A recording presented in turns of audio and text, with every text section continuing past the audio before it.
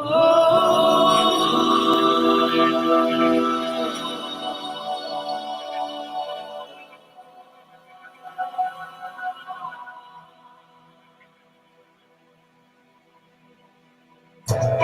name is and your life is going to change. You are going to be different. My name is and your life is going to change. You are going to be different. My name is and your life is going to change. You are going to be different. You are going to be out. You are going to be bigger and larger than ever imagined the possible. And you know why? Because just you and I will find the power that's been dormant inside of you all of this time. And all of this time you are afraid to go out and no longer look at me. You will be the sun. You will be the God. God is the man. You will be the one that everybody comes to and says, hey, look, they're there. The master's there. The teacher there. There's no one else will take my house. And if I can do that, never eat my show. I hear you. I hear the change on my door. No longer be the treat. Yes, I'm going to conquer the world. For you know everything you imagine is possible. It's possible for one simple reason, and it is possible.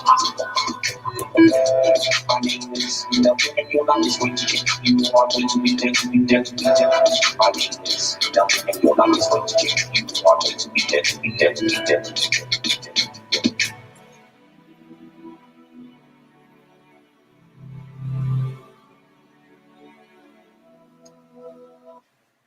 And welcome to another program of Uncommon Sense. This is episode 44 or 45, I think. I'm not so sure now. I've run out of where we were, what we were doing, and we were talking about in the last lesson to be ourselves, to be who we are in a world that's constantly asking us to be someone else. And if we were to pay more attention to becoming authentic, then everything will be different for us. Let me first welcome a few people into this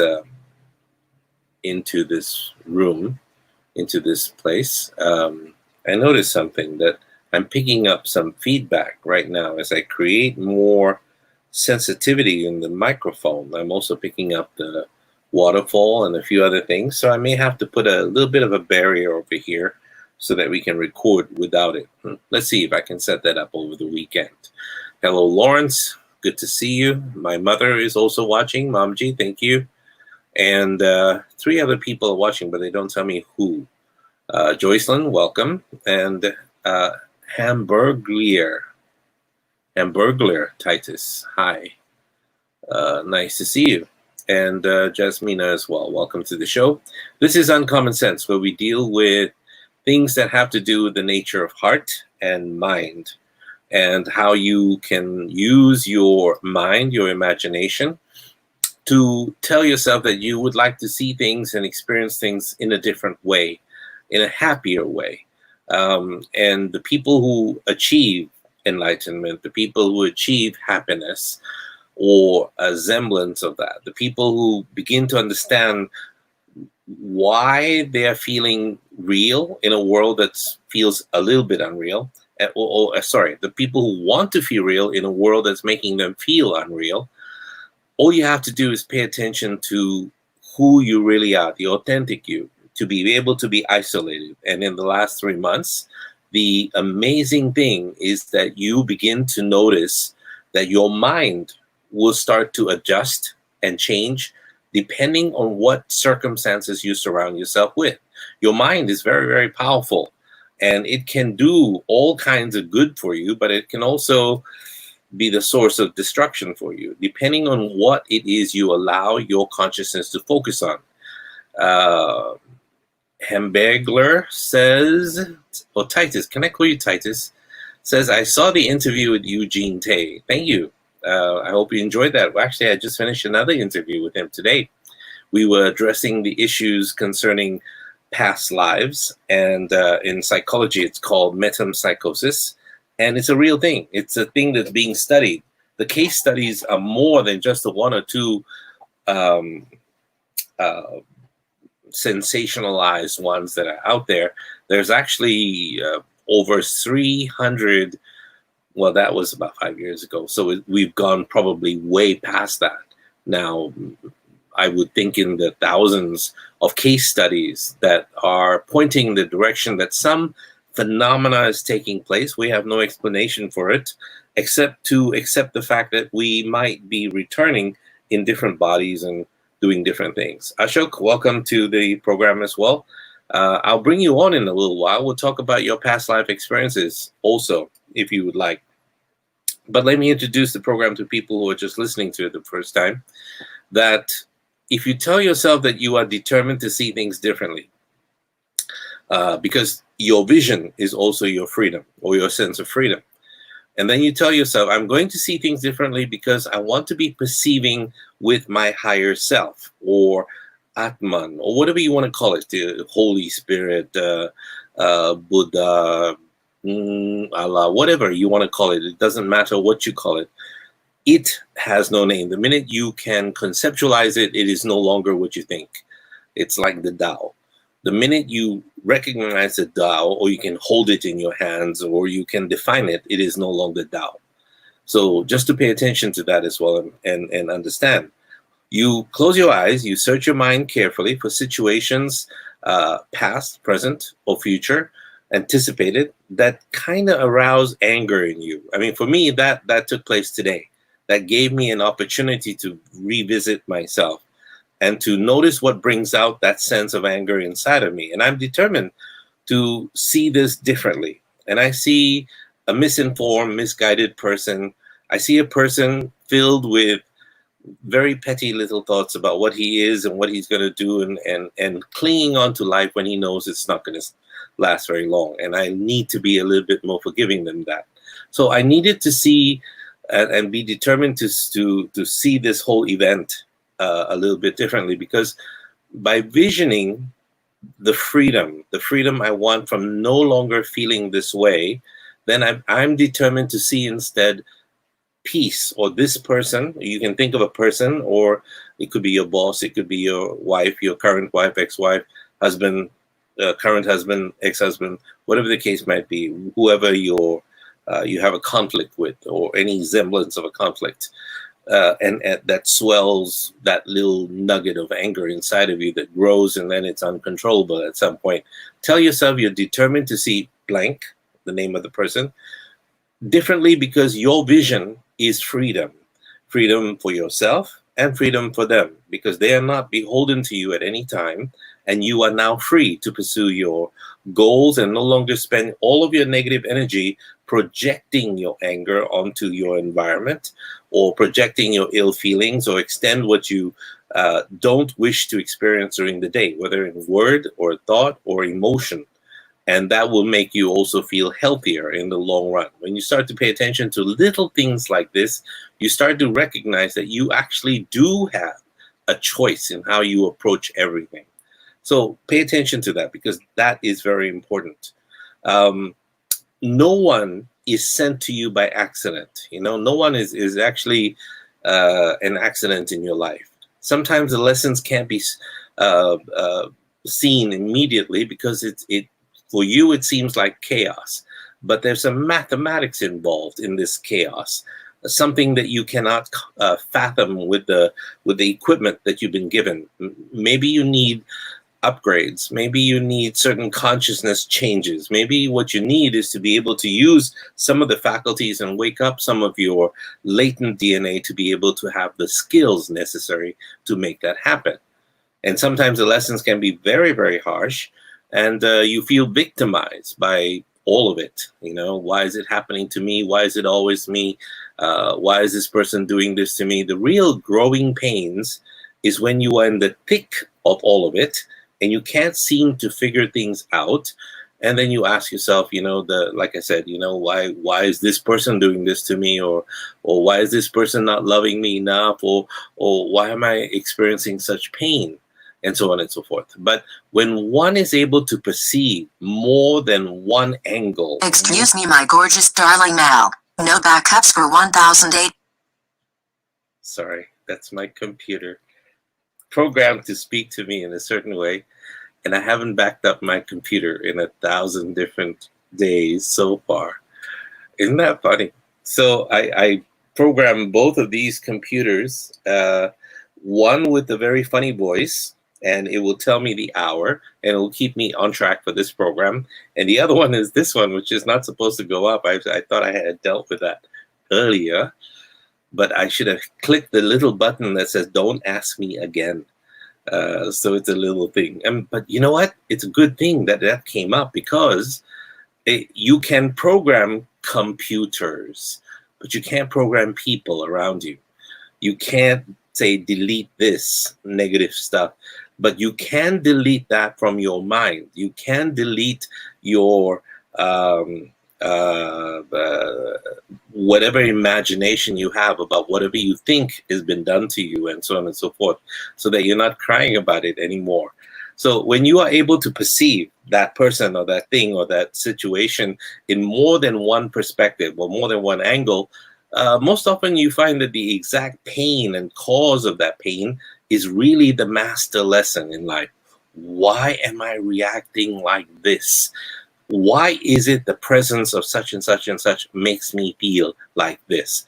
Nothing to do with them. It's all to do with you, because you cannot change them, but you can change you. You cannot change what they do, but you can change your reaction to what they do. And that's how you have to pay attention to everything as well. So to examine yourself, to examine all the mirrors that you project outside, to to understand how this event that you're going through, or this person that you're going through with that person, began as part of your timeline. When did it encroach? When did it start? And how can you end it or release it or let it go? How you attracted it, and how you have changed it, because over time you made it a part of your life and a part of your thinking.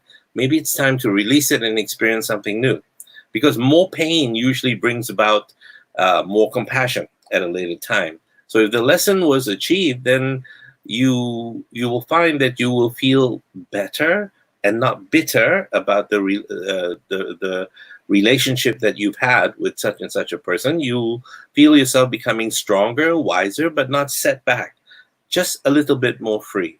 So all of the lessons in psychology on earth, the relationships with yourself, all of these things are specifically to teach you one thing: how and why you react with the world. And later on next Wednesday, I'll start to discuss, probably with Eugene as well, and I want to do it here as well, that what then is the meaning of life? Why are we here? What are we supposed to be doing here?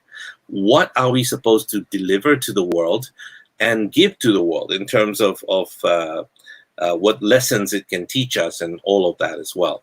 Panchari, welcome to the studio, and Bin, welcome. Good day. We anticipate protests around the country despite the Supreme Court injunction. Yeah, it's going to happen. It's without a doubt. Ayusa Korn, welcome as well. When you begin to realize, from last week I said this also, when you begin to realize that the world you see holds nothing that you want, then you begin to realize your day-to-day experience is really being a tourist on planet Earth. You're coming here for a visit. You're not staying. You're definitely not staying. At some point, you have to go home. You have to prepare to go home. Now, when you start to do that, in other words, embrace death, then you start to live life every day as if it's your last day. Yes, some of us need to diet a little bit, to stay healthy, etc., etc., etc., but you don't have to torture yourself. Some of us haven't experienced love and need to experience love. Well, that can be your right. That can also become your not just birthright. It can also become part of your experience if that's what you want. And so that's why I wanted to run these lessons by you. Now, people were saying, why are you not running this every day? Well, I'm telling you that Monday, Tuesday, and Thursday, I'm spending that time creating and learning how to edit some of the stuff I'm creating, some of the software, like I want to say autism. It's not autism, Audacity, and a few other things. And I wanted to teach myself how to do all the things that before I had to farm out to people, and they wouldn't give me what I want anyway. So I want to do that with video. I want to do that with audio. I want to do that with different programs, and to create several channels that will be very useful. I mean, think about it. Who does channels with poetry, that will teach you life lessons that you need to learn in all this time as well.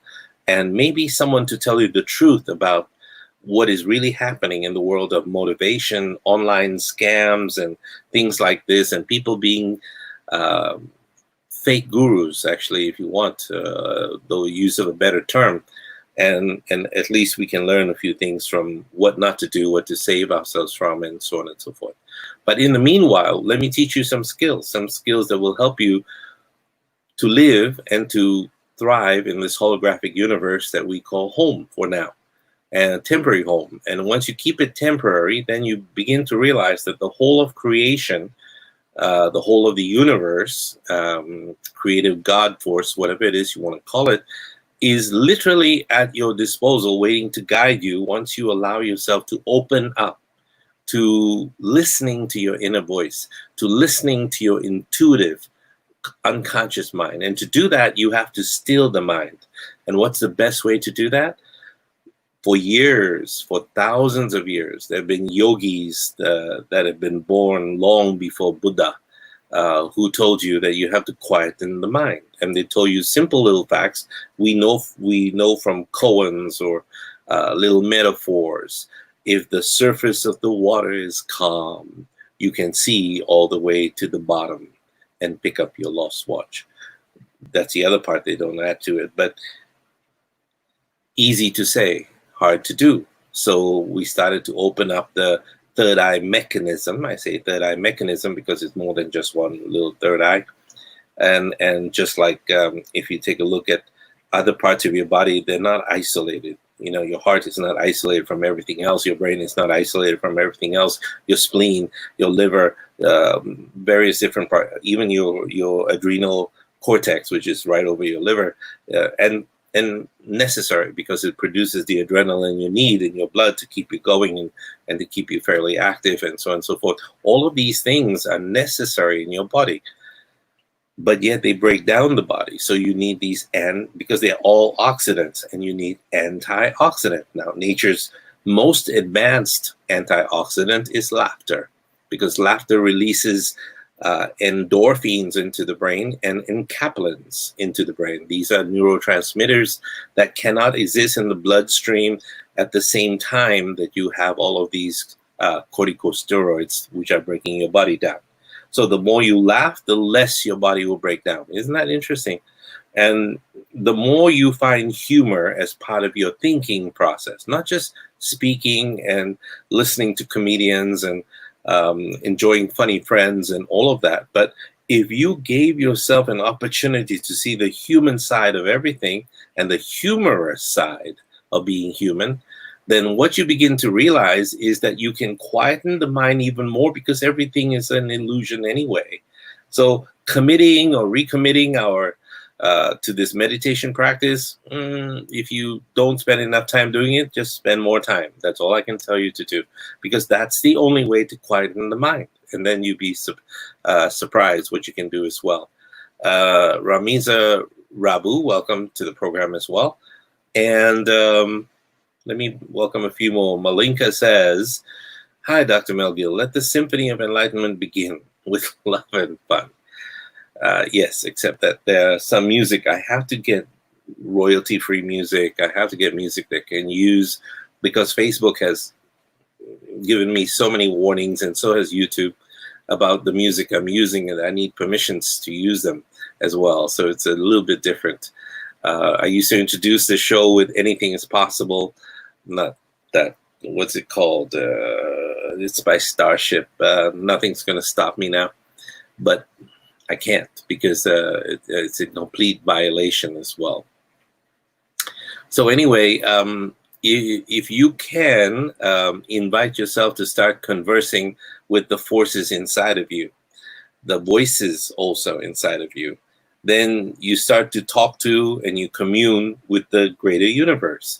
It is absolutely true when they say, as within, so without. In other words, your external world is a reflection of what's happening in your internal world. If you are relatively calm, then you will start to experience more calmness in the world. Right now, I think what's happening with me and this entire situation with all of the quarantines, with all of not meeting as many people as I have usually started meeting, it's amazing that that I have given I participate in this gift of aloneness by looking deeper and deeper and deeper into myself. I do that naturally. I do that a lot in every part of the world. But now I spend more time in a day with myself to begin to recognize that I need to get rid of all the toxic factors that I've surrounded myself with, because it was something I needed to keep me grounded, but now it's no longer necessary. So when I sit down and communicate with the universe, I now begin to understand that there was a reason I stopped doing some specific things that later on, now I'm going to bring alive with Keegan and a few other people. In either of those spaces that I am, whether it's all this working through with disturbed people, mentally, emotionally disturbed people, or spending more time with myself, I'm always dancing with these inner guides, if you will, or the energies of the universe that seem to guide me in one direction or another. And I'm co-creating literally every moment that I'm in. Today's big moment for me was to learn to forgive a little bit of what I used to term the unforgivable. And I let it go. And it's going to take a little bit more time, but within the next few hours or so, I will let it go. And it won't even be a concern at that time, because the loss to that person is much greater than I could ever hope to lose in my lifetime. Plus, poor thing, they're going to die. So co-creating with them in every moment, dreaming my world into being, creating the things that I know will help a lot of people. And yet it's not something I don't like doing. It's something I love to do. Something I love to do is to take care of people that are disturbed and make them feel more comfortable. And people who are very comfortable, my job is to disturb them, and so that they start thinking of different options as well. So it's being beautiful and comforting and knowing that we're constantly supported, but yet at the same time challenged by the universe. Because the whole idea of being here is not to be comfortable and learn nothing. The whole idea of being here is to go through the struggle. The whole idea of being on earth is to experience the pain so that we can see how you react to it and what it is that you do. If you come here asking for an easy life, this is the wrong place, wrong planet. You know, the moon, I understand, has not much activity, and you should be able to be there much, in better ground, because you don't have to struggle with a whole lot of people. Unless, of course, all the people coming forward right now and telling us in the Disclosure Project that, yes, we have about 3 million people on the moon right now. It's, really? Okay, so that's a whole nother program altogether, and we'll discuss that at some point. So, and sometimes the thing that holds you back sometimes can be that fear. It's a fear of repeating what was in the past.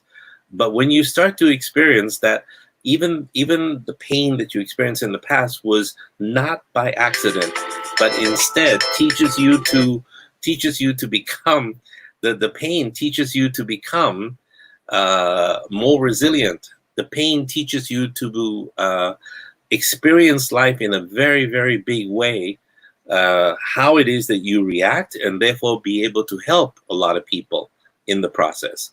That's the important thing that the pain will teach you also at the same time. So pay attention to this, because it's all part of what we are going to be doing as well. The person who tried to call me just now was the composer of this music. Actually, why don't I do this? I think that he may not be listening to this. That's why he doesn't know. His name is Matea Yan. And let me see if he gets that message. He should. And then he'll see that he's been tagged, or whatever you call this thing on Facebook. And so he'll be able to come on. And by the way, if you want to be part of this program, I forgot to do this. Copy to clipboard, put it here, hit enter, and nothing happened. Oh, cut and paste, of course. Of course nothing will happen because there's nothing there.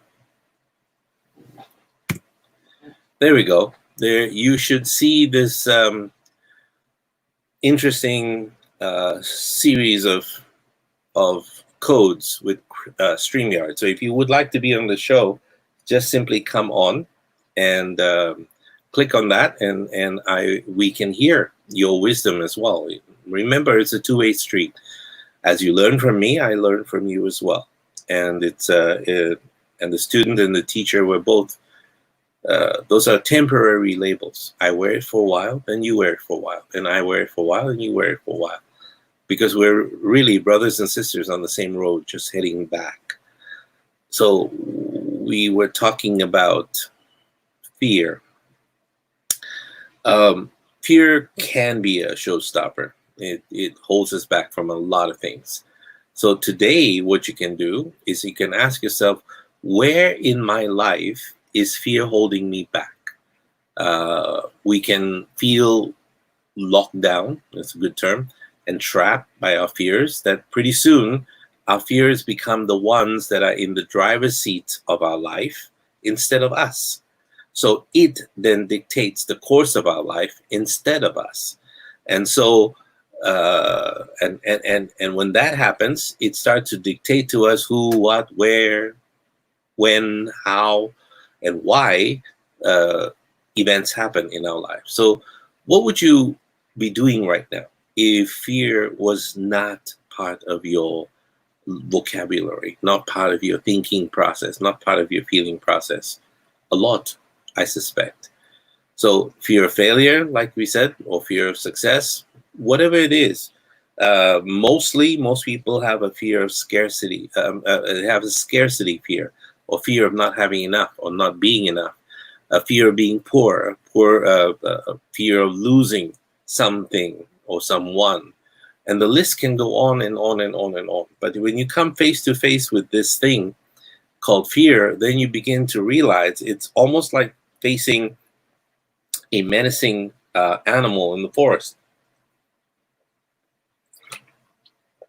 Whether a lion, a tiger, or a snake, whatever the case might be. And we attribute some of these fears and some of those names to people as well. And now if we start to extract that from people, then we begin to see the divinity in the let me try that in English again. Then you start to see the divinity in people. When you start to ascribe nonsensical labels to people, labels like asshole, asswipe, bastard, troublemaker, pain in the so on and so forth, then we start to project what is in our minds, what is our fear of what would happen, onto those people concerned. And so as a result, it doesn't allow you to fulfill your highest destiny, which is, again, I told you, no one is in your life by accident. It's all by design.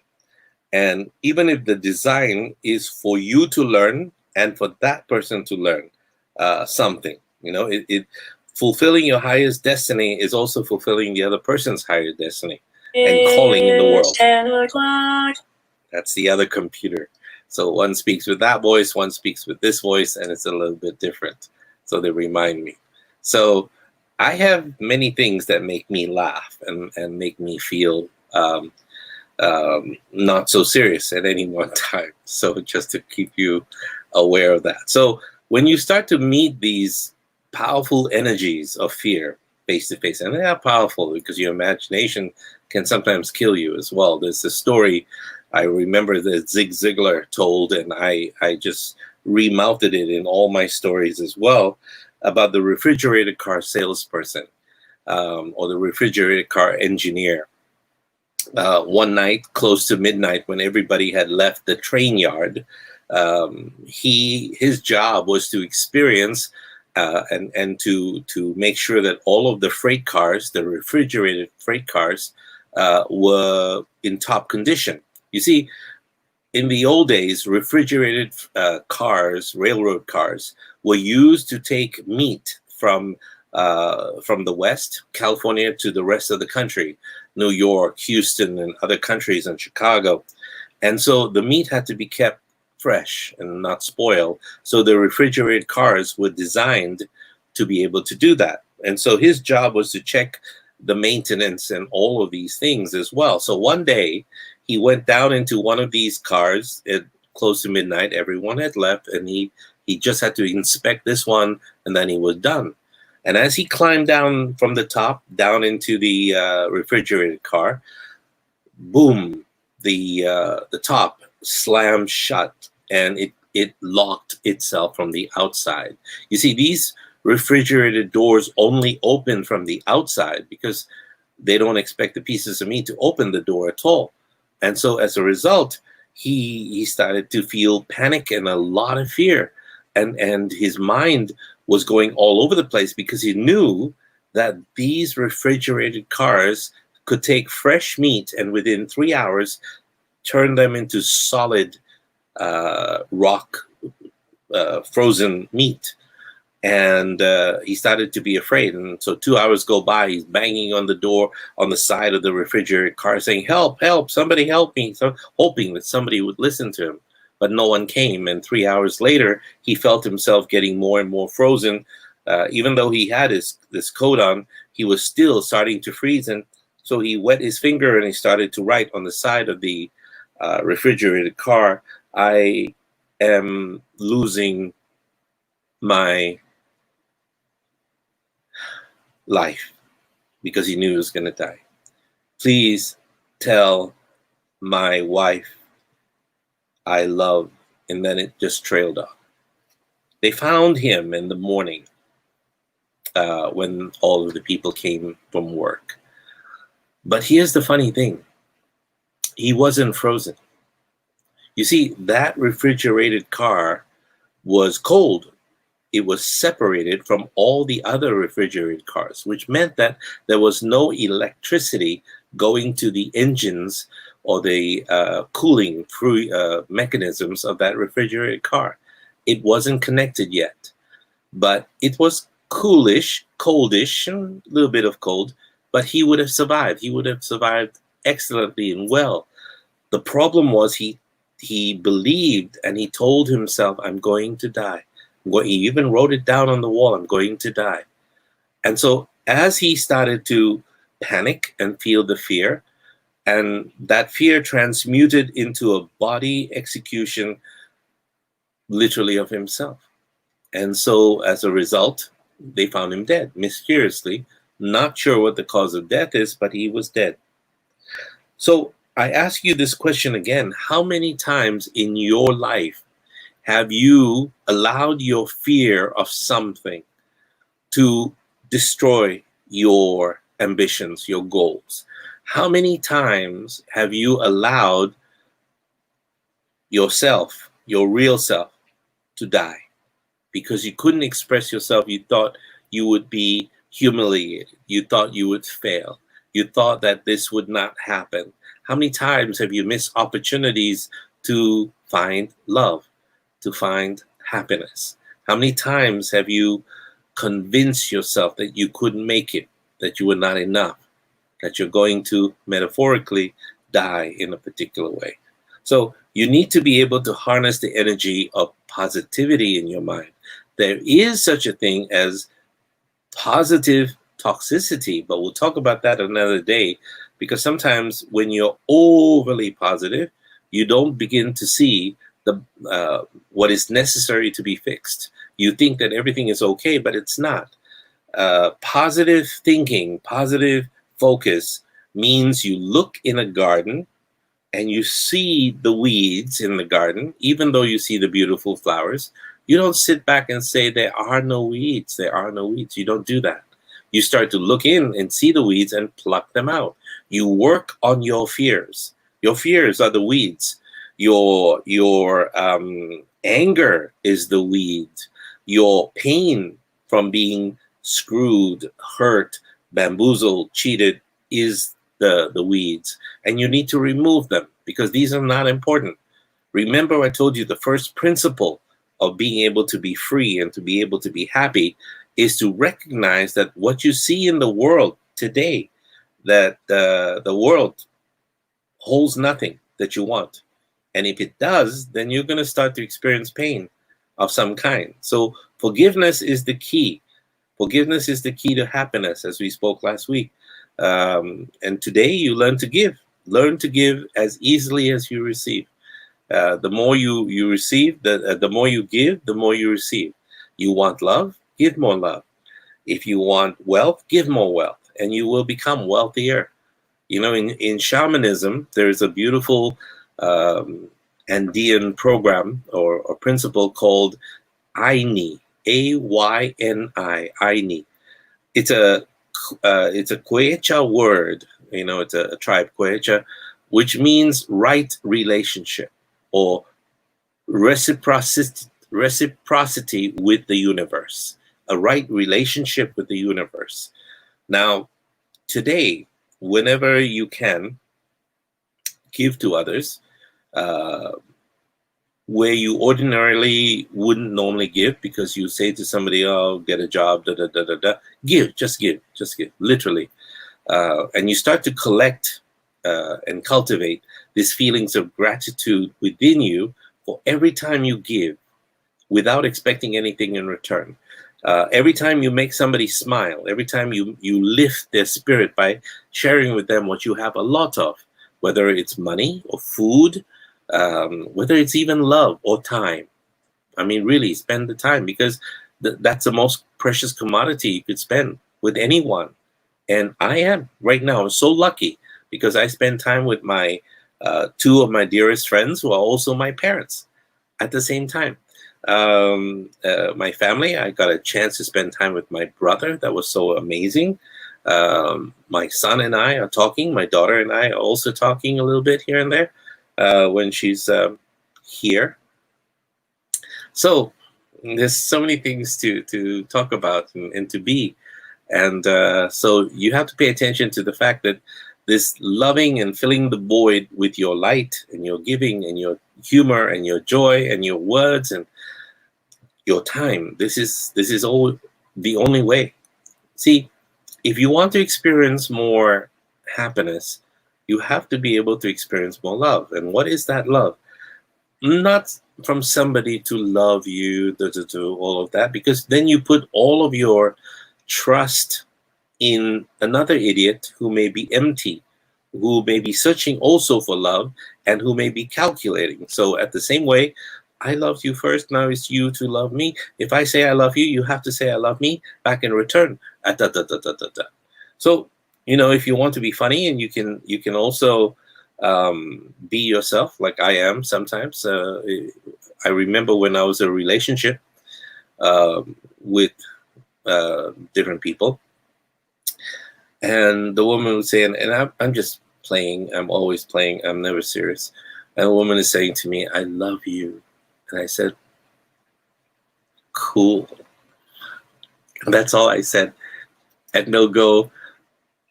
And, oh, there's an end. Okay, wait, what is the end? No, you're supposed to finish it. Finish what? I thought it was a full stop. Yeah, you're supposed to say, "I love you too." Oh, okay, sorry. I love you too. And now it's your turn to say, "I love you 3.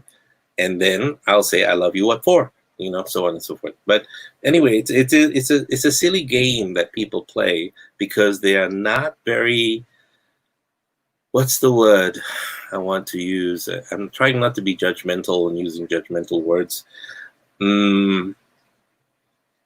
Adult. They're still children, and they still need, you know, their separation anxiety. If I tell you I love you, you're supposed to tell me you love me too. Oh, okay. Give me one of those little sucky things so I can feel better about myself. I don't know. Well, that relationship didn't last very long, I have to tell you that. Insecure, thank you, Josephine. Thank you. Sometimes, I shouldn't have this program so late because I'm the whole day working, and then sometimes I'm cross-eyed. I can't see straight, and yeah, the words don't come so clear. Dobrin has a question. Oh my God, Dobrin has a question. What's the universe has somehow? No, I'm just kidding. Dr. Mel, I hear there's a technique that I can ask my future me about resolution of a problem because my future me may know the resolution. How can you do that in meditation or how? Oh, it's very simple, actually. It's a more or less like some NLP process uses that as well. Validation, yes, they need validation from other people. Yes. Do you think that I am like someone will say, I am independent. I don't need anybody. I'll be wonderful and I'm okay. Don't you think? Do you agree? How many people agree? Raise your hands. So on and so forth. You're looking for validation. But I think Josephine's word, insecure, so they need to be told all the time. And in fact, they need to be proven to all the time that you actually love them.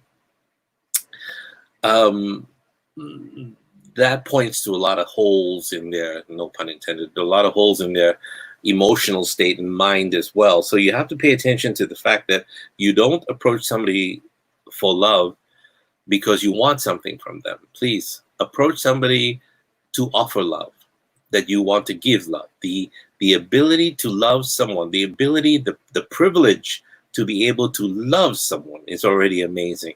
You don't need love back. If it does come, it's a gift. It's a gift. You don't expect it all the time, but it's a surprise and it's wonderful. And if you don't get it, it's okay. It's fine. You give the gift of love, and it's very, very simple. The sarcasm, Dobrin, I have a question, was brilliant. I've never known you without a question, Dobrin. There's no sarcasm here. Come on, don't get your panties in a knot. So I'm going to answer your question because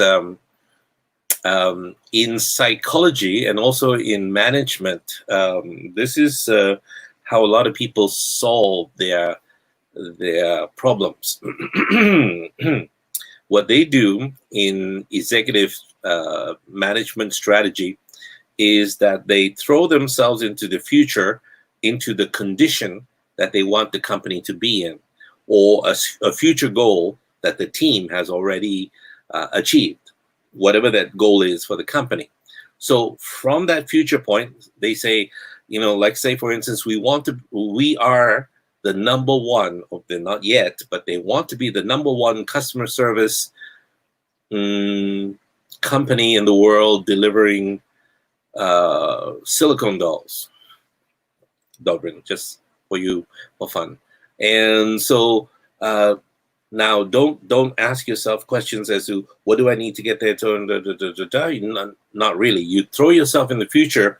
Excuse me. You throw yourself into the future as if it's already done and you are that company. Then all of you as a team look backwards to this present moment and ask yourself, how did we get here? What did we do? So when you start to do that, your brain opens up to new possibilities. Your brain starts to back engineer how you achieve that program.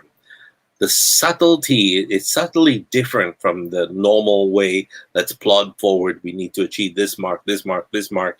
But when you start to back engineer something, it becomes that much easier. And it's a brilliant way to solve problems. There is a specific word for that as well. I used to know all of this when I was dealing with corporations and advising CEOs on what to do in their companies and their corporations and how to handle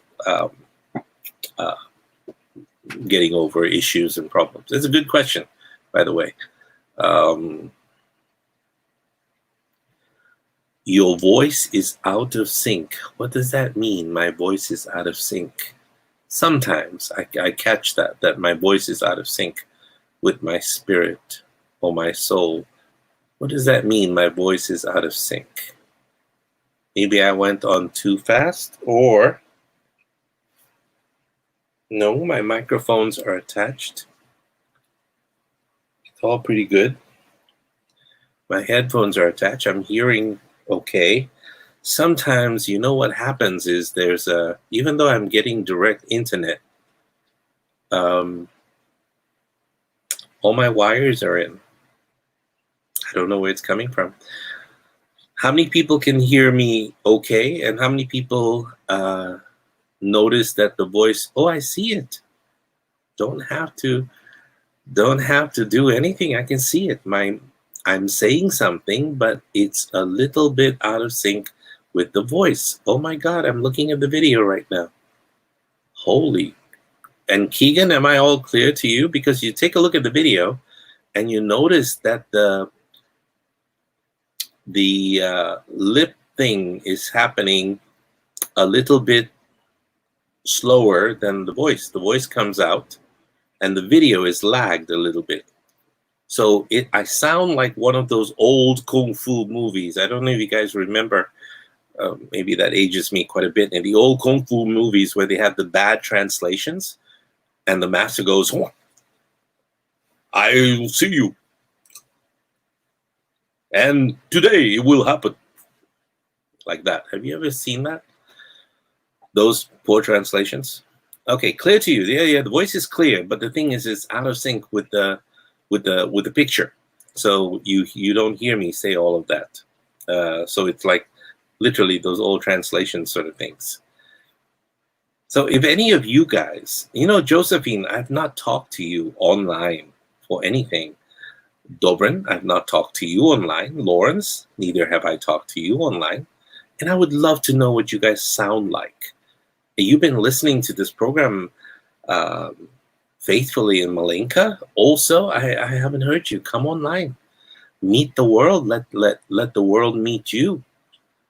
We've talked to Keegan quite a bit, and Keegan and I are going to be involved with more with an amazing series of programs which has to do with the higher mind and everything paranormal. As well, and Ashok we've heard a lot about, and Ashok is our resident shaman, and he's gives us clarity on certain thoughts and so on and so forth. And Josephine says, what is that sign? She is picking her nose. Is that the sign of picking your nose? Is that what that is? I don't know what that is. Aha. I'm going online, doctor. Come online. Come on online, Joycelyn. It'll be very cool. I see Ashok, but don't be intimidated by Ashok. I want you to come on as well, okay? Do. Ashok, how are you? Good morning, good night, wherever you are. But who gets intimidated by me? Yes, you need to turn off the other one. Yeah, the other one is off. There is nothing on the other one. Okay. Because I hear the feedback. Must be from you. I got no. Hold on. Let me see. Yeah, it is because it's not from me because I wear headphones so it cancels the noise. There's no noise. Joyson says he just wait for your son to out. I'm sharing to you guys my fear experience. Please. Come on out. My son is not here. Is it any better or same thing? You are hearing double? Let me hear. Say it again. Are you hearing double or you're not hearing me right? That's what you said? You know what? The problem may be me. Hold on. One yeah. second. And say something? Saying something. Oh my God. The problem was me. That's okay. The problem was in the whole system. Talk about a talk about a techno idiot, huh? No. You know what it is. You know what it was. And now I know why there's a lag as well, because the voice was coming out there, and it should have been coming out here. And I was wondering why I sound so muffled to begin with. And now I hear you loud and clear. You almost exploded my eardrums. And and now you hear no feedback, right? It's all clean and clear. I mean, you were clear to me all the time, so I was wondering. I was like, I don't have any other Facebook running over there, So Okay. I didn't know that. But anyway, so I'm So like, we're past that. so who So- get so- intimidated? so- Nobody get intimidated. While we're talking, Joycelyn is gonna make her way onto this platform as well. Let me put this there, and there we go. And all you have to do, Joycelyn, is click on that, and you'll join. I can handle up to 6 people on this thing. I didn't realize that. Yeah. Hmm. I don't know what does that mean. I can handle. Okay, well, here. Oh, Oh my there, God, there my she hair. is. Welcome. Oh Put my- some light on you. You want to not have the window behind you, but have you want to face the window if possible. Okay. Which part of the world are you in? I'm in. Hi. Hi. I'm in Scotland. Scotland. Oh yes, you sound Scottish there for a second. Now there's light. See that? Welcome to the show, lass. Hi. I'm in Scotland. Yes, wonderful. We heard that. And which part of Scotland are you in? It's in Edinburgh, Doctor. Edinburgh. Okay, awesome. Welcome. You don't have very much of a Scottish accent right now. No, I just came here like 10 years, 15 years. 15 years ago. 15 hours ago. 15 what? 15 years. 15 minutes ago. Yeah, she said 15 minutes. That's what I thought I heard her say. 15. She's been there for 15 years. It's not enough time to pick up the accent yet. But my son has a accent of Scottish. How old is he? 17. Wow. You're the mother of a 17-year-old. Wow. Who would have known if you wouldn't have said that? Not a wee Bonnie Lassie anymore. You're much older, huh? Tell us your story, Joycelyn. Yeah, I'm sharing about fear and miracles. Yes, please. Yeah, I have white hair. No one said anything like that to you. Why are you saying that? Are you talking on another channel to someone else? No, I think I have to turn. Yeah, my phone. Yes. End that conversation. Start with this one. Oh, sorry. No worries. Take your time. The whole world will watch you do this. Yeah, whatever you do. Yes. No clue. Yes. Hi. Welcome back. Can you hear us? Yes. Okay, Yes, good, it's awesome. So tell us your story about fear and loathing in Scotland. Sorry, I'm playing with you. Your story about fear and miracles. Yeah. She's listening to the lag. Oh, maybe there's lag in the internet. She's listening to us from Facebook. You're listening to us from Facebook, aren't you? You have to turn that off. Be in the studio, right? That's what. Yeah. You have to turn off Facebook. You can watch it later and enjoy yourself later. Switch off Facebook. That's all. It's okay now. Switch off. Switch off. Listen to StreamYard. And are you here?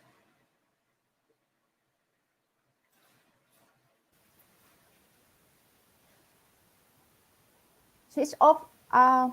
Okay. Okay. What's your name? Is it Jocelyn? Very Okay. good. Okay, you're here. Good. Now you're here. Now we're talking. Oh, So, I'm not Joycelyn. married to you. Uh-huh. Yes. Tell us your story about fear and miracles. I mean, this was Yes. the first miracle that we can hear and have a conversation. What's your second miracle? Loads of miracle, Dr. Mel. Okay, Since I think I was 15, something like that. Yeah. please I've fill us seen in. so many miracles. Tell us about that. Miracles is, it's like a blessing, isn't it? Yeah. I'm sharing my fear first, and then probably we can come up with miracles later, or what?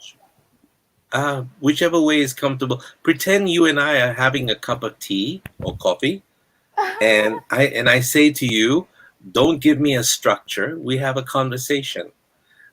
In the middle of what's that wonderful district in Manila where people find all the best coffee shops?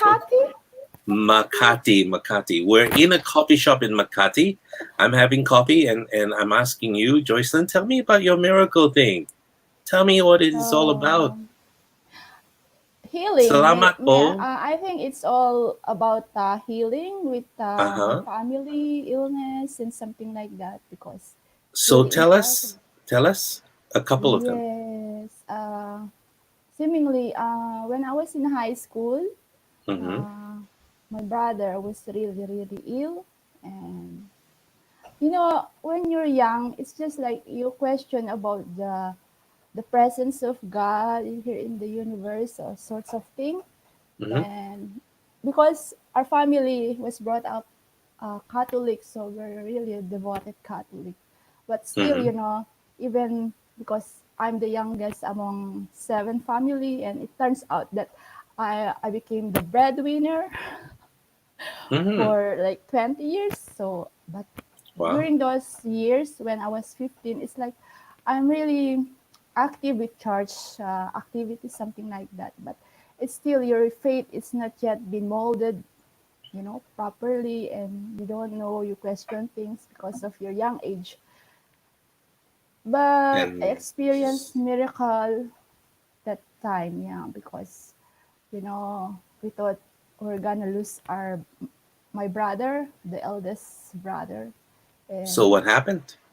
You're gonna lose I him actually, like in yeah, a I mall in a crowd? actually, Yeah. yeah, I actually went to the church and do the meditation on my own. After the church service, we call it mass, the Hmm? Catholic mass, and I left myself in the church, and that's my first meditation, I think, and And I said to, yeah, directly directly after that, after. your Yeah, I brother was came healed. home. Yeah, I Hmm. came home, Dr. Mel, and suddenly just went to normal. Just like I, Wow. yes, it's just amazing. And I didn't tell it to my anyone. I think Hmm. I just told it to, not even my mother. I haven't mentioned it to her. Well, now your mother knows, and you're in trouble for But not my telling her mother passed first. away 6 years Oh, ago, I'm so and sorry. I she's, yeah, apologize. but that's the biggest fear that I'm going to share us later. But yeah, miracle I just experienced from then, Hmm. and it just constantly I just believe that there's something, Sure, absolutely. there's someone that been Um, looking after us. Yeah, what was your biggest fear now? What is your biggest fear now? my losing my mother, of course. I But ever since she's yeah, alive. I She's still mean, alive. before, my biggest fear is losing my mother, and then I lost her 6 years You ago, lost her. and then just went so, can you imagine? When was this? 2013. A while ago. Yeah, 7 years. and she was the greatest. Every mother is really special, and Yeah, of course, I know. it's hard to let go, but now I'm How okay. I how just old are sit up. you? How old are you? I'm 45, Dr. Mu. Okay, you'll see her soon. I'm just so not now, because I still Oh, you have don't want to my see her so soon? I think I see her in my When? dreams. I see her, because when Sure, of course. yeah, when she, Would you like to see her sooner, though? yeah, I haven't seen her for Would you like to a year next year? because no, I really want to see her, doctor. Yeah, you'd Course. have to die to get there, but are you ready for that? Not now because I might not No? be able to come back. What? No, I'm it's sorry. like, no, it's not. Wait. Let me understand it. You miss her, but you don't Yeah. miss her enough to meet her right now. Yes. Okay, I that's still good. have some You still mission. have a lot of you have a lot of things to do and all of that. So you won't focus on the missing her part. You'll focus on the life you have to live, right? Yeah. And you carry her memory with you all the time. But I'm not ready to see you yet, Mom. So please just keep my Just place like at the that. Yeah. Starbucks in the sky. Yeah. That's awesome. So focus on the fact that you're alive then, huh? Yes. It's like Awesome. lot of people, like they say, well, I'm doing a lot of good things. I'm doing meditation and I'm going to go to heaven. I'm like, so why you don't kill yourself? That's the only way to get to heaven.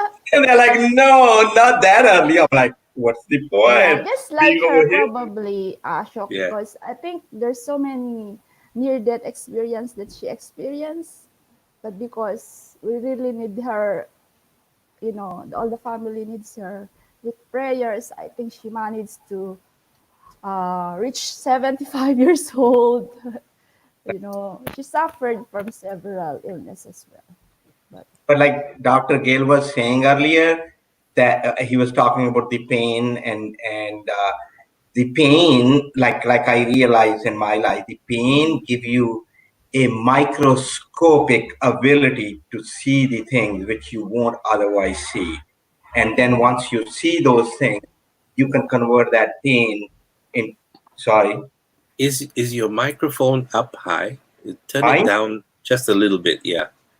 The I don't know a way to turn down the microphone. Okay, hold on, let's check that. just the mic, not the volume of it, but just the mic, just a little bit, because you have a booming, godly voice, but Audio. it's a little bit on the hellish side. I don't know how to turn down the microphone. Or maybe step back a little bit.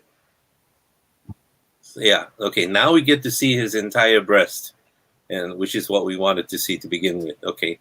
Sorry, I interrupted your sentence to Joycelyn. You said Jocelyn. That's talking right. about the Okay. pain. So that there are things which we cannot see when we are in a regular environment, but when you get into the pain, you get this very microscopic ability to see the things which you cannot otherwise see. And once you see those things, if you are aware of it, then you can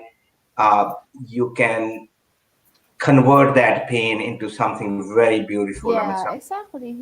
Yeah, and so it's I've overcome now, and seemingly because probably it's hard when you're in grief, and it's really hard. And that time I have to get my son here and manage everything on my own. You're Right. very strong.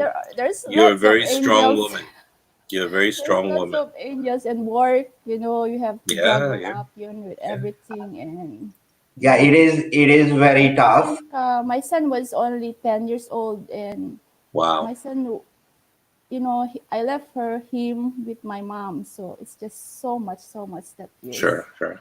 Yeah. And now you begin to build a relationship back with him. But the problem is he sounds like a Scotsman. How are you going to understand him? He's a Scotch. Damn, it's hard to understand the Scot. I don't know. He went to meet his friends. Oh, that's okay. Okay, well, yeah, I'd be worried if he hangs around with mom. Who the heck wants to hang around with their mother, especially if they're 17 years old, and she just hit a wrong button. I think her boyfriend came into the room naked, and so she didn't like that. Oh, she came back. So we got that. It actually happened to me once, believe it or not. But your boyfriend came into the room while you were talking. Dobrin, this is the man. You're in Glasgow right now, right? Yeah, Glasgow. I just joined to say hello to Jocelyn. But Yeah, she's yeah. up there. She felt you coming. I think her boyfriend came out of the bathroom just now, and so yeah, that would have created a lot of problems for her. And but Yeah. nice to see you. It's been a while. Yeah, it's been a while. Now I have haircut. You remember last time I say I need to take a haircut, and then Yes, and it works. It works perfectly. Now I love your questions. I mean, I'm not trying to be sarcastic or anything like that, but it is true. Dobrin appearing without a question is a phenomena. Something's wrong with the world. But when you appear and the questions come up, it's wonderful. Welcome, Dobrin. He did have a question. I He don't didn't know ask why, it but yet. I hear you from the phone, so I'm going to turn off these earphones anyway. Yeah. You can hear me from the phone? Yeah, I was supposed to hear you from the earphones, but by some reason I'm here from the phone. Okay. All right. So, did you have a question for either Ashok or myself? The shaman or the shamed one? I didn't hear what was the last few minutes of the conversation because I've tried to join the conversation. So we were talking about miracles, and I think Joycelyn spent more times describing miracles than telling us what the miracle was. So, and she finally did, and she prayed, and her brother got better. From what? We don't know, but I think that's been all kind of. I mean, what? wind. It's a little bit windy. Sorry about that. Yes, we can hear it. Yeah. Yeah. What kind of miracles? I mean, miracles. It's happen all the time. Yeah.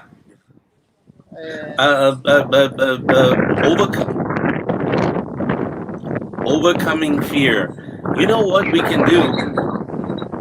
Are you wearing a coat? It's quite windy. Is it too much noise here? Can you put the phone inside the coat and talk to me? Put the phone inside the coat. Yeah. Like that. All right. Yeah. Is that cool? Is that okay? Yeah, that's fine. Okay, two things are going to happen. One, we will not hear the interruptions and all that. And two, people around you are going to think you're very strange. So it's a form of masturbation. It doesn't matter. But do you want to add to the fear and miracles and all of these kind of things? Yeah, one sec. So. Wow. Did you arrange for all that noise to be on while you were on? This is amazing. That's Glasgow, I think. He is in Glasgow. How did you know that? That's where he is. He wanted to say hello to you. He mentioned a while ago, Doctor. He did. He did.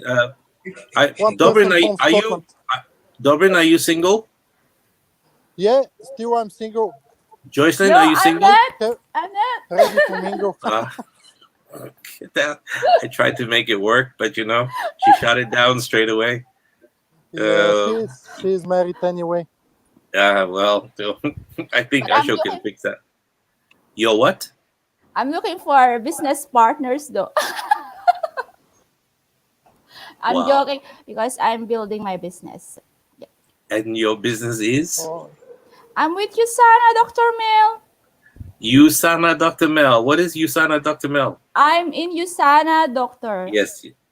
Oh, I see. Okay, Remember good. me? I was with. Yes. I think. Yeah.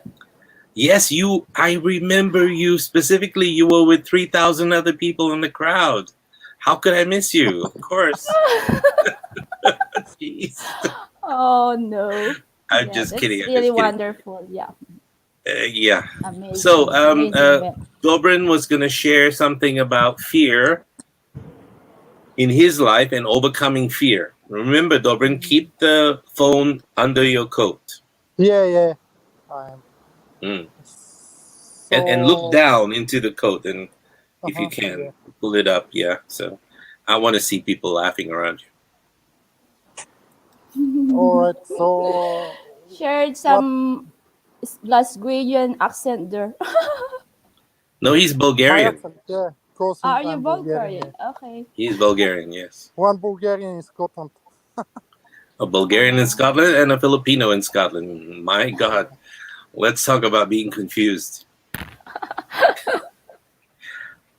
So, do you have an experience you want to share, or Dobrin? About any fears you mentioned. Hmm. Fierce. Can you give me an idea fears from what I can't remember now from any fears. Probably I'm Okay. the only person that have no fears. No idea why, but yeah. All right. Just How just far? just now like that I can't remember. I mean for any fears maybe Sure. I No just problem. You have a fear of not remembering fear, and that's good. probably that's good. Yeah, Yeah, that's the it's a great yeah. thing. It's a good thing. Or- Lower the phone. Lower it until it's almost at your belt. Yeah, lower it to your belt. That's, Yeah, there you go. And then bend over and keep looking down and talk to your phone that way. yeah. That doesn't sound right. I know. I just do it for fun. So yeah, I don't have any fears, but Uh-huh. Wow. I mean Wow, probably that's awesome. That's amazing. Joycelyn, you wanted to share another big miracle that happened for you, right? Not just or did I misunderstand you? Yeah, there's loads of miracles that I've experienced. Yeah. Uh-huh. Ashok, you Coming want on. to educate these two on what some miracles are that you went through yourself and fears you overcame? I mean, I don't want to create fears in them. Like Dobrin said, he did not have any fears. So why we are trying to put fears into him? And when we were talking to Jocelyn, like you asked her what is your fear now, and she talked Yes. about the mom, which is like in 2013 that she was going to lose it. But like, Yeah. do you have a fear now, Jocelyn, of anything? Probably just now, I think I never had because I learned to entrust everything that I have. I have just now my worries, something like that, because I know that there's someone who's been looking after me. So I think fear is not. Yeah, I'm Yeah, sorry. sometimes. I'm sorry. I have to remove him because it was just jarring. It's just very difficult. Yeah, sometimes once in a while there's some worries and things, but when you come to your consciousness again and okay, I've been there, and Uh-huh. you're on track again, and yeah. So One of my fear before is because I've been working in care setting. I'm in care, so I'm looking after Alzheimer's and dementia people here. So, and because of physical work, and I think just before my mother had an illness, like I lose my health as well. I have a back injury, something like that, and yeah, I thought it's just I'm going to be very ill and getting bedridden, but eventually I was slowly. So do you have, like, I think that's where Dr. Gill started from. Like I think he was talking about the past life. Do you have any past life experiences you want to share, or do you believe in past life? Do you believe in Past reincarnation? life, yeah, because I think 2018, yeah, 2 years ago, I've been to part of Italy, and it's something that like I just have a goosebump that I felt I've been there before. It's in Florence. So it's like that I've been in so many streets there. So I said, have I been here before? So yeah, I think yeah. Mm. You know what they say about reincarnation? It's the poor man's way of traveling.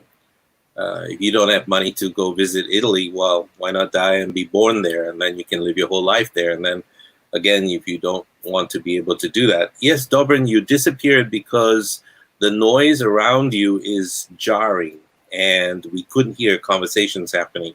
So we need you to choose a quiet place, if you can, a phone booth, and again, hold your phone so low and start talking into it, so the police can come and say hello to you at the same time. And then that'll probably be less noisy also as well. So Yeah. I'm so sorry we had to cut you off. Joycelyn asked me to do that. So go ahead, Dorita. And yeah, actually, it became so, so clear because when I see all my pictures, that I put it on, and there's even one dress there that's beautiful. And, my mother is, well, back again to my mother's memory. My mother was a dressmaker. She make beautiful dresses for ladies. So, yeah. And then In the there's Philippines or in Italy? in the Philippines. Oh, okay. But I saw this beautiful dress in Florence. Dr. Mel made, it's really, really beautiful. And I just clicked my phone, and then later on, I just realized, oh my God, there's like a connection because, I really want to be a dressmaker like my mother. So it's like, Oh, wow. oh, Okay. yeah. That will happen. Are you taking steps in that direction to become a dressmaker? I really wanted to probably in few years, but I hope Okay. I can do it. But Daniel is going to university just now, so Okay. I can have more time. And yeah, I Of don't course, have any of course. scholars. I help my Sure. niece and nephews as well, but they're all okay now. So Do you speak Italian, or are you able to speak Italian a little bit? no, Watch but Italian movies, La but Dolce I have Vita.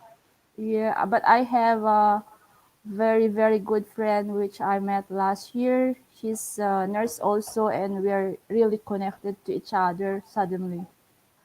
Okay, Maybe, and so she's your Italian connection nurse. is that he's Italian. She's Italian, yeah. She's a nurse. Okay, One of so my you want became to my collect best as friend. many Italian friends as possible, eat as much pizza as possible, and that will make you more Italian. Learn the language, woman. You'll be surprised if you have it. This is what I found when I do regression with people, hypnotic regression. That when I take them back to a place where they used to live, whether it's Denmark, Finland, Africa, or some other place, they start to develop a propensity for the language, and it's easier for them to actually acquire it. Uno specchio sensato non riflette maniaceri tu. Moce mine somprare senso. What did I say? No. Just by emotional feeling. What do you think I said? Uno specchio Say it sensato. again. Uno specchio sensato non riflette maniaceri tu. Just feel. Something Don't. like Yeah, go ahead. something like a reflection of myself, something like that. Do you say? Take up Italian. You'll be surprised. You'll be good at it. You'll be very good at it. So Okay.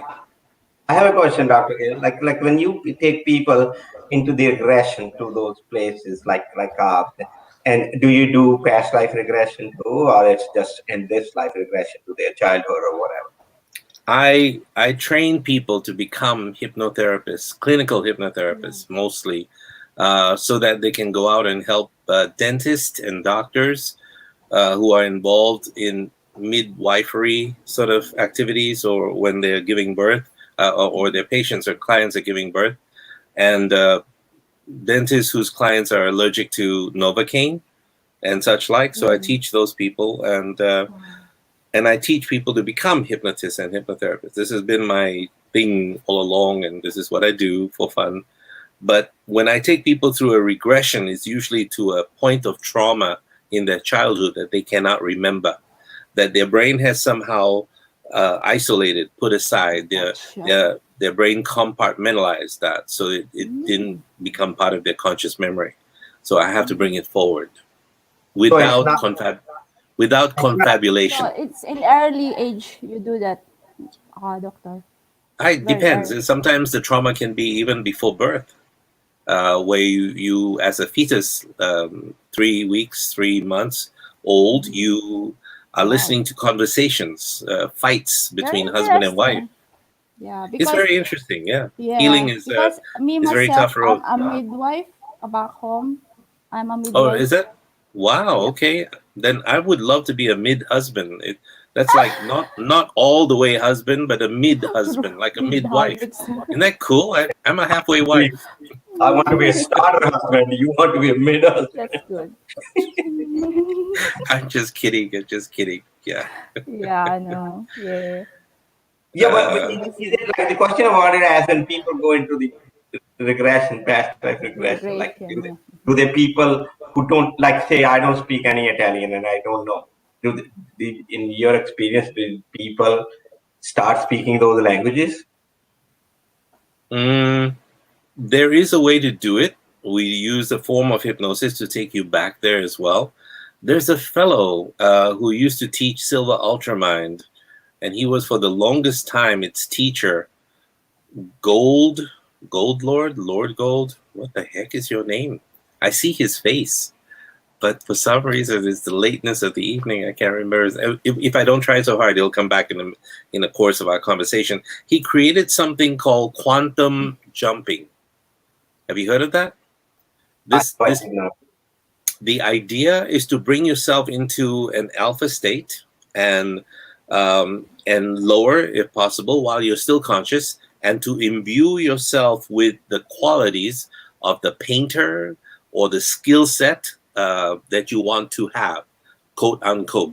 So you unconsciously and consciously model the person that you most admire, like Rembrandt in terms of painting, or Picasso, and so on and so forth, and you start to draw eloquently well in the style of such. You can become a great speaker that way. You can take up the skills of dressmaking. What's that called? There is a word for it. Fashion designer. Fashion designer. Yes, Bert Goldman. Thank you, Josephine. Bert Goldman wrote the book. Yeah, I don't know if he's alive or not. He was in his 80s when I met the guy. But Mind Valley used to sell a lot of his products years ago. And this man has taught himself painting after just self-taught, and he's so brilliant at what he does, and he does several other skills as well. So that technology is out there. How it works, we're not quite sure. There's so many theories about it, but it works. It's like electricity. We're not, he's still alive. Lauren says he's still alive. You got to meet this guy if you ever have a chance. If he has a product or a seminar out, you should go meet him. He's out in the Southwest somewhere, lives out in the desert, and remarkable, energetic older gentleman. Bert Goldman. Thank you, guys. I appreciate your feedback on that. So that would help them. So any skill is attainable. What I was searching for, Joycelyn, is that you seemed you want to be connected to your mother through embroidery, but embroidery doesn't making dresses doesn't spark you at all. It's just a connection to your mother. And when I hear you talk, I hear you talk about it, I see a woman uninspired by making dresses.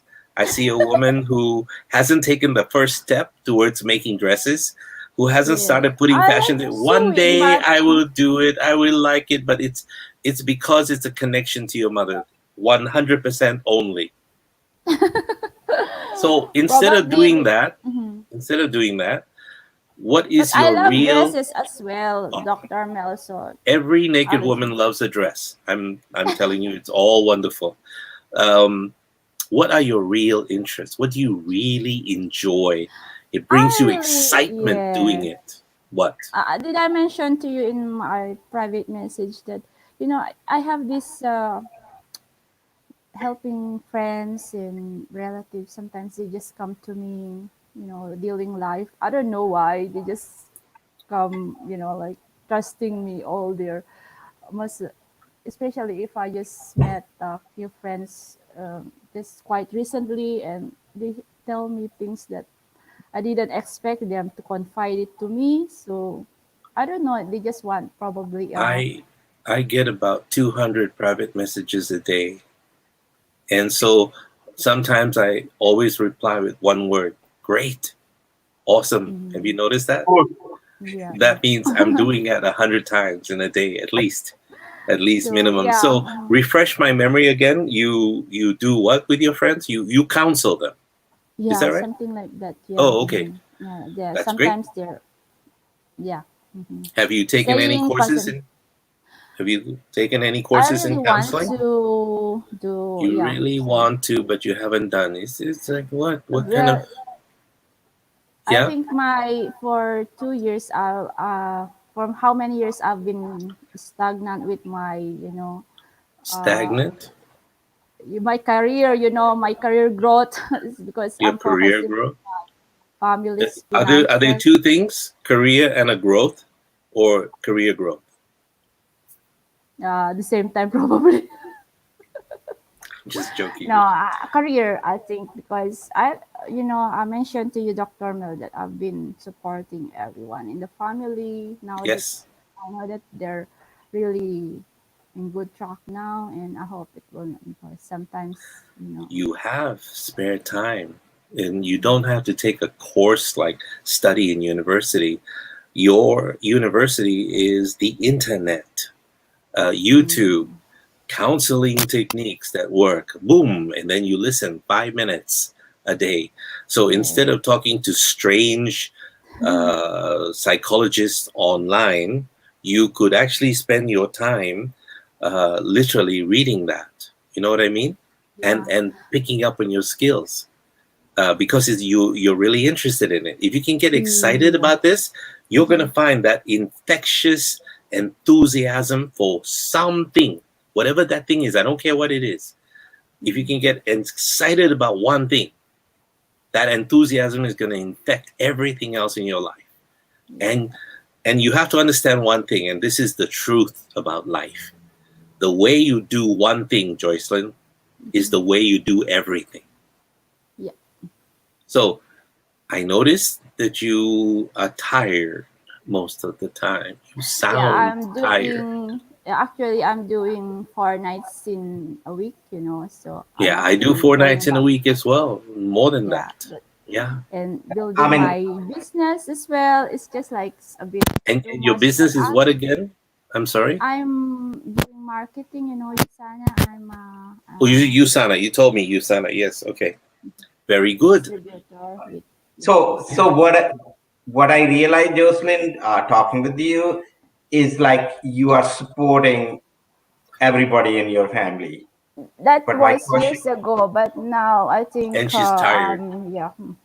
I'm oh, I'm not tired so you, with so supporting you, them, but it's like I teach them how to, Filipino people are just yeah. sometimes, but now I think they're quite good now. So when you say for some time, are you still supporting I everybody? think I'm supporting my father now because he's the one that I couldn't. Okay. So Awesome. love, you give it to your father and support him. Do you give it to yourself too? Yeah. Now I think I look after myself.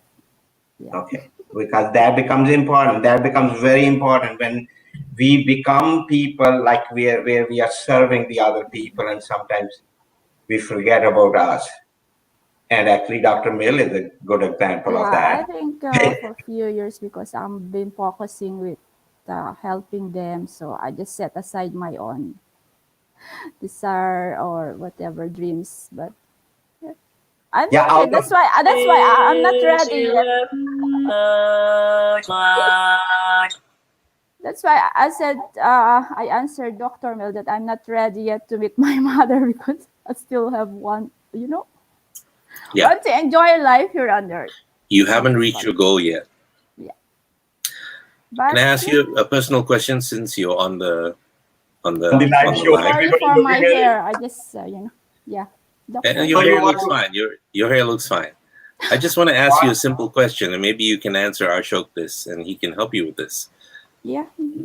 I sense no empirical proof of any kind. I just sense that you are very sad for some reason, and I don't know where the sadness is coming from. Am I wrong? Well, yeah, there's a. I'm sad, Mhm. but not very sad, doctor. Okay. What are you sad about? Is there something Ashok can help you with? Well, at the moment, I just message you, Dr. Mel. It's, I just don't want. And I will say great and awesome. Remember that, okay? 100 messages a day, 200 maybe at my peak. And Okay, usually yeah. the most messages I get is on Saturday. I don't know why. Saturday I get 230, maybe 40 messages. It's like crazy. Please help me with this. Please help me with that. And and I'm going there.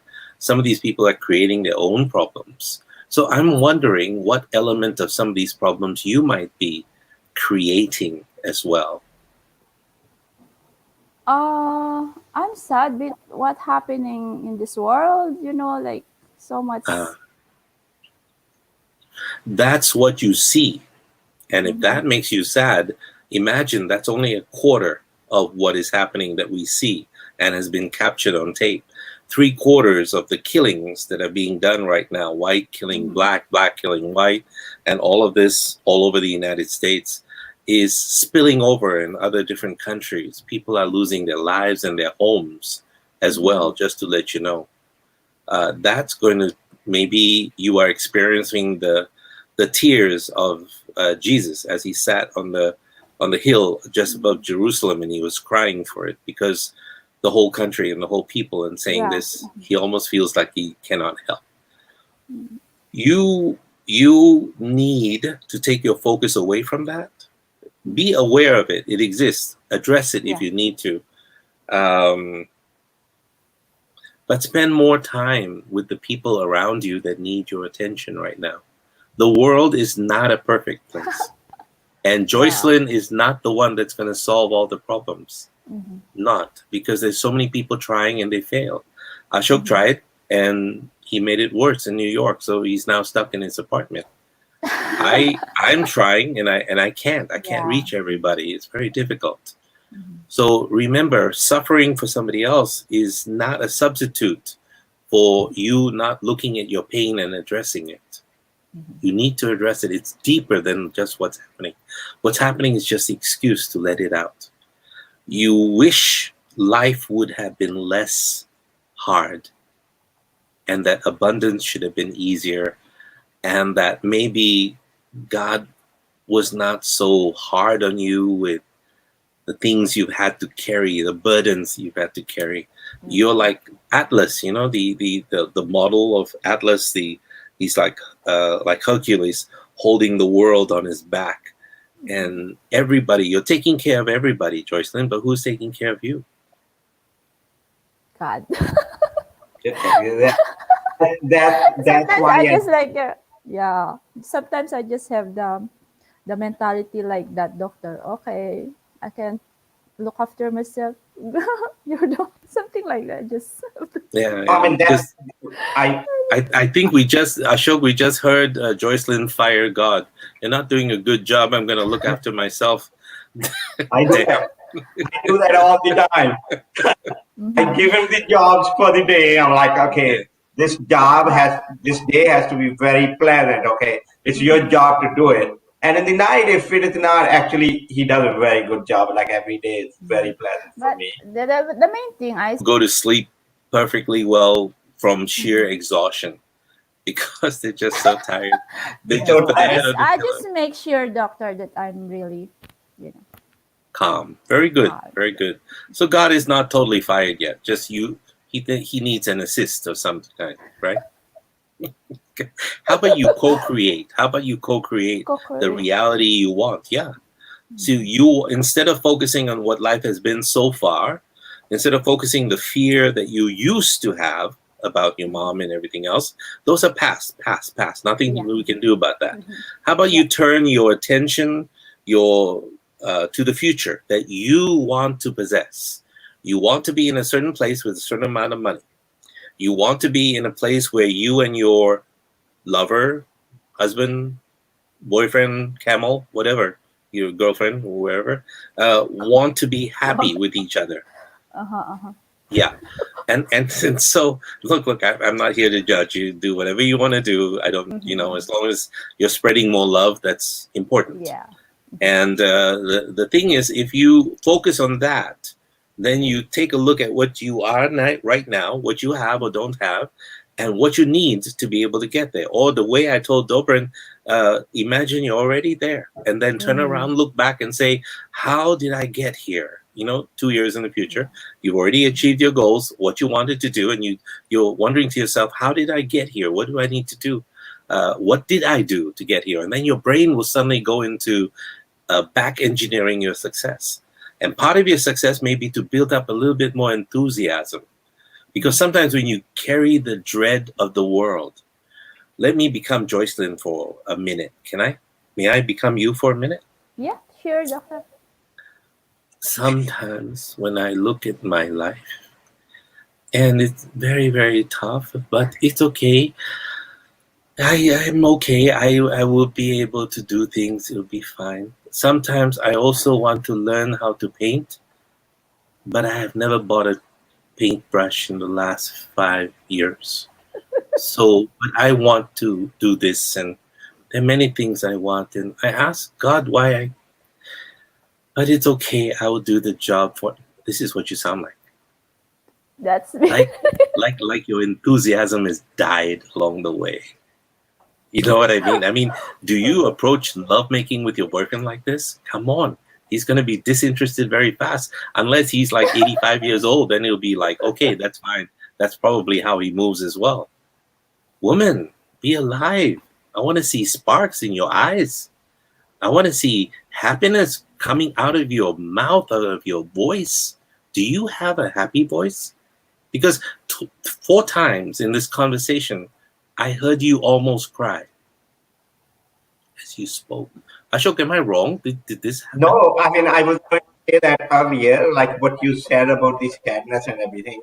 Now, I'm not a psychologist. I don't know how to read people's language and everything, which he does. But I energetically felt it. That's why I kept on asking the question. I'd say, are you like? Do you think, Dr. Mel, I'm still in grief with my mother or what then? Because every time I remember her, like, just tears come. Of course. I mean, this is natural, kiddo. It's natural to miss somebody you love. It's natural. We breathe, and you ask yourself one question when you feel this way. Ask yourself only one question. And the question is, what's your mother's name? Esmeralda. Oh, okay. It's her death anniversary this week. So, yeah. It's when?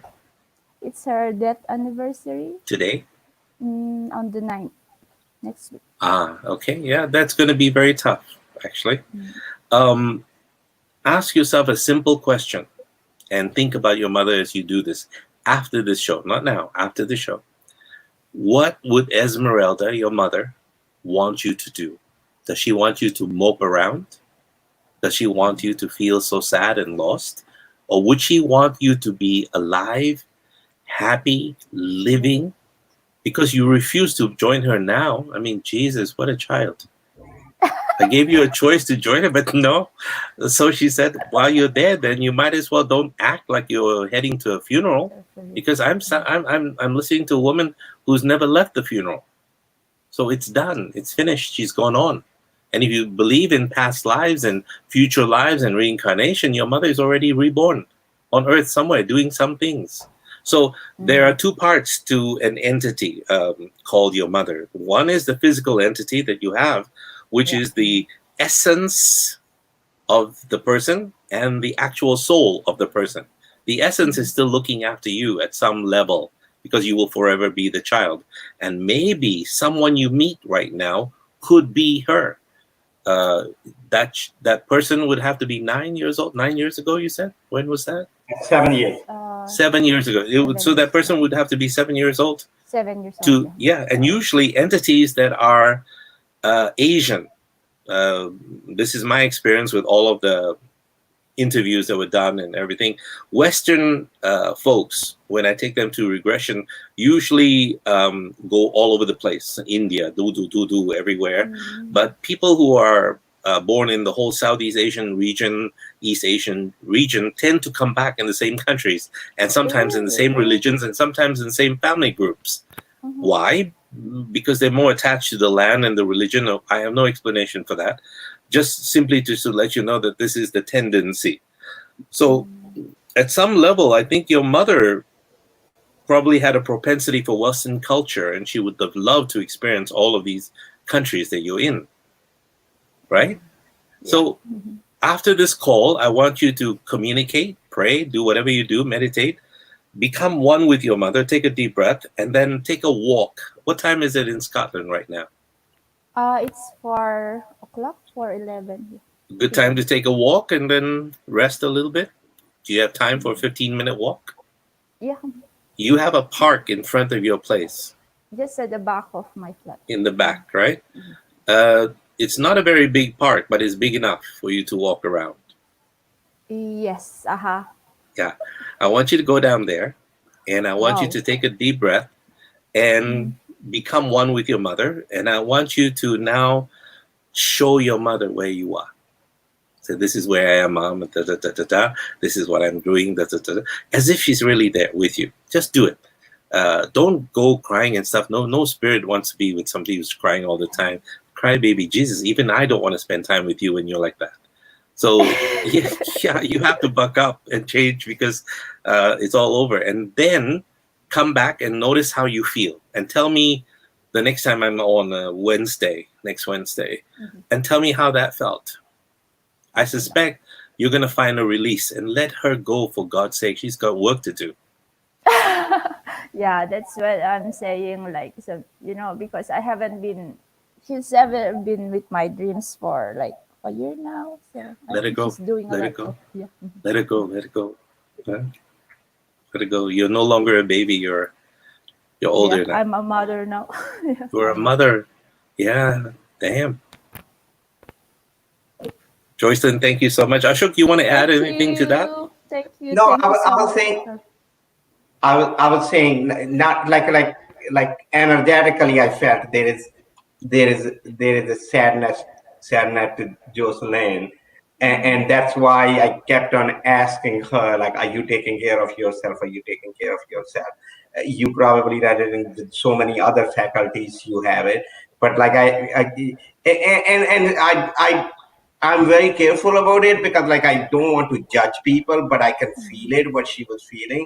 So what you have to do is like I think you were saying what you wanted us to hear. Like you are quoting what real Jocelyn is with all these things, like saying, "No, I'm happy. No, I'm happy," and it's a good thing. Sometimes thinking like that, but also you have to get in touch with your inner self and see what you really want to do, and are you really happy, and what are you happy about. Like if you come up with that, oh, I'm happy with that, and that's I know there's a gratefulness thing you can do. I'm blessed because I have this house. I'm blessed because I have my son. But sometimes you have to go in and see why you are happy and why you are joyful, and whether that is the authentic self. So once you narrow the gap between how you actually feel and how authentically you are, you will start getting happier. It start coming out of you. You don't have to say it to anybody. You don't have to say it to Dr. Gill or to myself.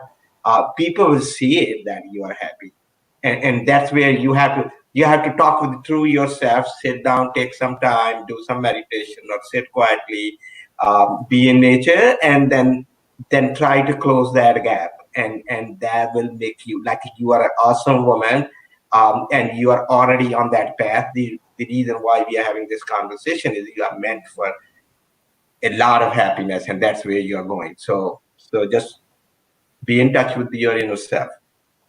That's all I have. Yeah, thank you, Ashok, for that All right. message. Yeah. Joycelyn, love and gratitude, they go hand in hand. other than unconditional love, gratitude is one of the highest vibrational resonances which we can align with. And that's just what Ashok was talking about, gratitude.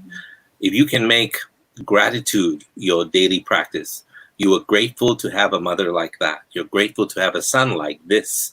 You're grateful to be in a place like that where you are, or to have that park where you walk. Pretty soon, you'll be living in gratitude in every single moment of your life. And the most important part about practicing gratitude, kiddo, is actually feeling the feelings of appreciation, of humility, of love. And this gratitude just rises and you cultivate it and it overflows into other people. And that's how you become a good counselor. How the hell are you going to counsel people out of depression when you sound like the most depressed person on earth? So You know what I mean? I want to say something. That's why sometimes, I actually, I just. Hey, you're about to cry again. It's in your voice. No. You're about to cry. It's just No, probably yeah. No, what? Change it for God's sake, man! I want to bring out tissues for you. Where are the tissues? So I want to say I'll be there. No, I'm okay now. Yeah.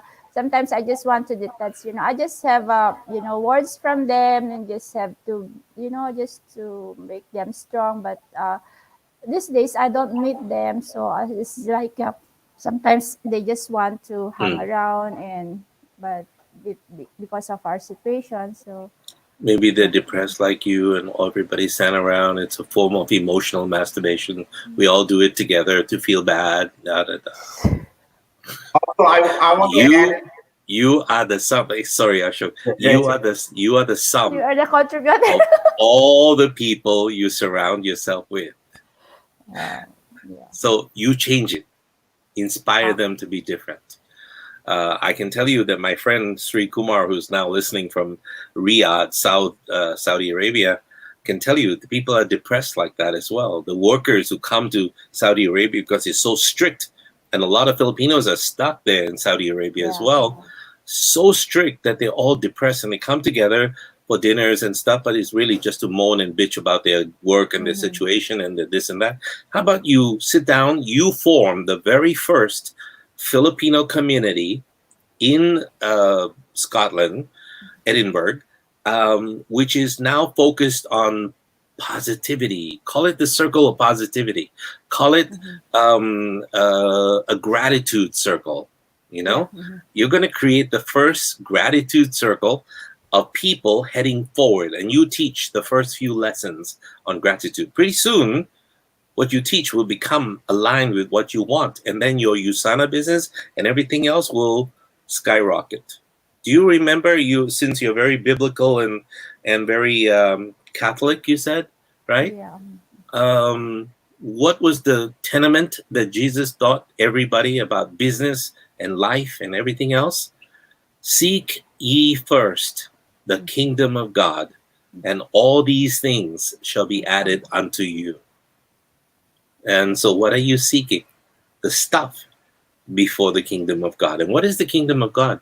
It's a place where children exist. I think the same man himself, Jesus said, unless you can become like little children, you cannot experience heaven. Yeah. And what is heaven? Yeah, Children are at play. Look at Ashok. You should see him at these A-Fest festivals.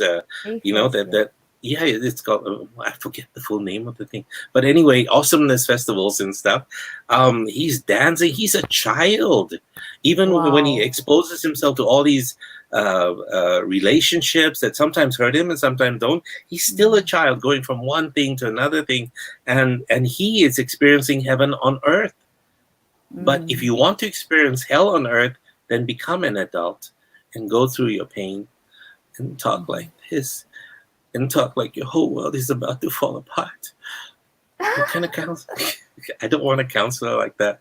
You're too depressed to be my counselor. I'm going to say goodbye to you right now until you pick up.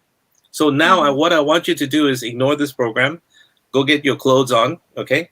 And take that walk in the park with your mother and introduce her to everything and let her go. Yeah. Yep means what? Yes, doctor. I'll be Okay. like Yeah, thank I'll be you. like, Thank you guys.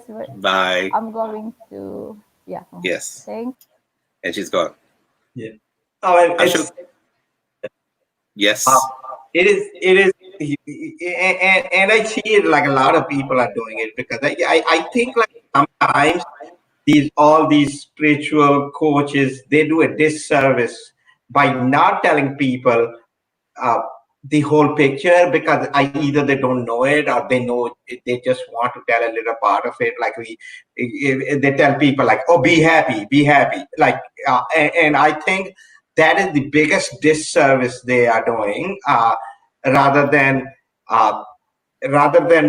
teaching them like all of this is a part of it, and then you get a better perspective on everything, because like things are going to happen, like like a happiness and the joy is an inside job, and once you change your perspective, you can be happy in any situation, and sometimes people take that literally, and they are in this bad situation, and they put in this umbrella of, no, I'm happy, and they keep those emotions down, which keep on hurting them because they never came up. And the way to do it is let it come up, let it feel it. I mean, I do it all the time, like things happen, and I tell everybody, like I said, don't send me the message and saying, okay, you're sad for me or anything. I want to feel this for a day, this emotion of sadness or whatever,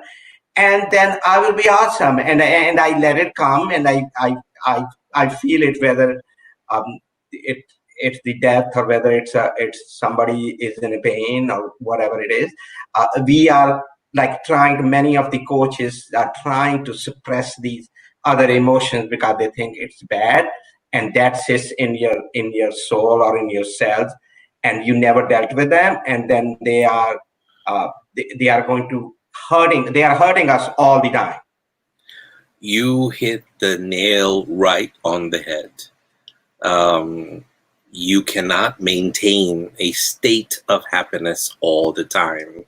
It's human to struggle. It's human to feel fear. It's human to feel pain. The suffering part of it is what happens when you have expectations of a certain thing, of a certain person, and they don't come through. So you begin to suffer as if you are the victim. So when you change that dynamic and you start to think in these terms, what did I do? How did I participate in bringing this about? What was my contribution to where I am right now, feeling this way, and da-da-da-da-da. And so you can change that at any time. So yes, go ahead and feel the pain. You know how sometimes when someone leaves you and you really love this person, or you love parts of this person, whatever the case might be, and so you feel a loss. And so someone comes along positive, and hey, don't worry, there's many fish in the ocean. Yeah, but I don't like fish. What the hell? I like deer, something like this, but it doesn't matter. But they give you all these platitudes from posters and what have you, and you just want to slap the shit out of them and say, go away, leave me alone. And you want to turn on the music to that old channel, and that says you picked a fine time to leave me, Lucille, and you want to feel really bad. Yeah, how about the one about I can't live if living is without you? You want to feel it. You want to go into this whole emotional masturbation and feel everything. And then when you're through with it, then you go and you finished feeling it. And when you're tired, there's that inner voice that will come up when you're calm, and he'll say, had enough? Are we done yet? Let's go on. We got a life to live. It's not very long more before you die. There are many things you have to have happen. So just like Bing says right here, she's right. Happiness and sadness is part of life. So it's okay. Accept it. Embrace it. Remember what we talked about 4 weeks ago now. Amor fati. Embrace your fate. Even if it's the worst thing possible, even if it's very painful, even that thing will pass at some point. So it'll be a lot of The pain is something which we can't control. Suffering is something which we can. So you don't have to suffer with every pain, because suffering is a matter of perspective, how you go through that pain. And the idea is, like, once you do this enough, your period of pain, coming out of that pain, will become shorter and shorter. So the idea is, because we are going to get all the emotions in their life, idea is to extend the good emotions for a longer time. And when you come Really? down, make it shorter, and you will develop that skill by changing your perspective on everything. I don't know. Sometimes I like to extend feeling bad and feeling, sad. That's what people do, because what is happening in our brain, you cannot really see. Neurochemicals are transmitted in our brains from one synapse to another. That's why people are addicted to watching dramas. Oh, this mother-in-law has just hurt this daughter-in-law and has now stolen the property of the 222, and so therefore they didn't see that it's so bad and so evil, and they like it because it's that whole adrenaline rush you feel for the victim, and you want the protagonist to succeed, and you see the maleficent person who's not and it's a whole emotional struggle that goes on. But life is not like that. It extends a little bit more. The people who left you and hurt you might want to continue hurting you in the process because they're not done with you yet. And so that real life is actually not so happy like those dramas, because at the end of 1 hour, it's finished. You want to tune into what happens next? You have to wait till Monday. Jesus. I have the whole weekend to figure out what the hell the father-in-law is going to do to protect the mother-in-law from the new, you know the story. Well, so, because they like it, because they are living their emotions through those characters, right? It's like, again, like most, I come from an Indian background. Every Indian parent want their son to be like an engineer or a doctor. He used to be, now the IT professional. This is something which they couldn't do, and they want them to do. So they are trying to live their life through their kids and through the people around them. And that's doing a lot of harm, because firstly, you put in on those expectations on that, and then they feel guilty when they can't, and then you are not letting them live their life. So it becomes very important that we become aware of all these situations. And it's not an easy thing to do. I understand that. But it's not that difficult either. You can sit down and take a part of you and see what you are doing. And once you are aware, and there's a lot of information available, go ahead. Do you know that we talk more online, you and I, than when we are at A-Fest? That is correct, because we think more people benefit from it when we talk online. Well, no, that's not the case. It's because you rather be surrounded by women than with psychologists who are watching you and saying, wow, this guy is having a great time. And so I don't qualify. I don't have the cup size you need, and so on and so forth. But I'm not complaining. I'm saying that I enjoy the Ashok experience. Do you know what I mean? And you enjoy the Mel Gill experience. If we can do this, every person in our life, we put their name in front and then put the word experience. There are some people that are unpleasant. I can't mention their names. Sometimes I have to go through that experience because they're family or related or I have no choice. So I call it the Mr. Brown experience. I call it the Miss Shithead experience, whatever her name is. I have no idea. I can't make up names right now.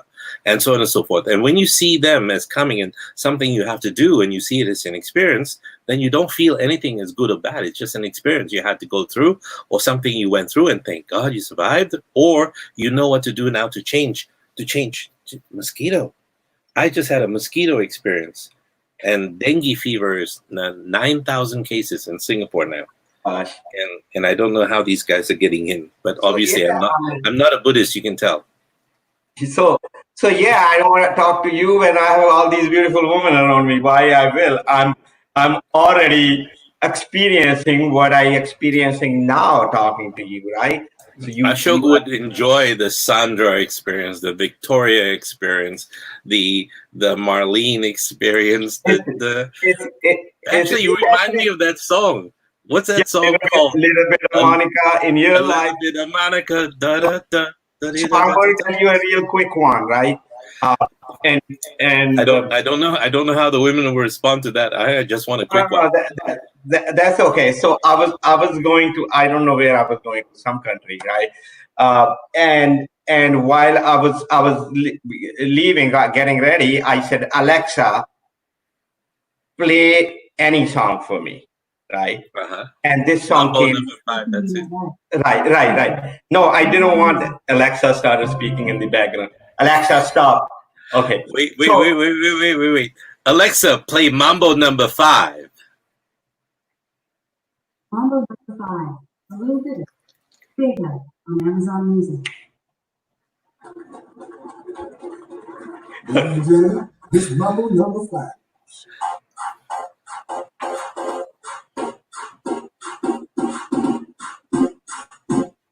I controlled a machine from Singapore. I controlled a machine in New York. How about that? Alexa, stop, because I don't want Facebook to stop it, right? So that's what I said, and I started playing this song, right? And before even I realized, like it's a little bit of Monica in my, so it was taking all the names, right? And then I like, okay, I got Monica friend, I got this friend, and then it's a little bit of Jessica. I said, gosh, how come I don't have a friend named Jessica, right? I walk in, I think I was in Bali or somewhere. I was sitting over there with my friend, and she said, Ashok, you don't believe it. I'm like, what? She said, you have to meet this amazing woman. She is like out of this world, right? And I'm like, okay. And she said, you will love her, and I told her, you have to meet my friend Ashok. She's coming right over here and we are going to have a drink. And this beautiful woman walks over there. And my friend introduced, and she said, hi, my name is Jessica. And now you're complete. Now, all the lyrics. With her, like, it's like out of this world, actually.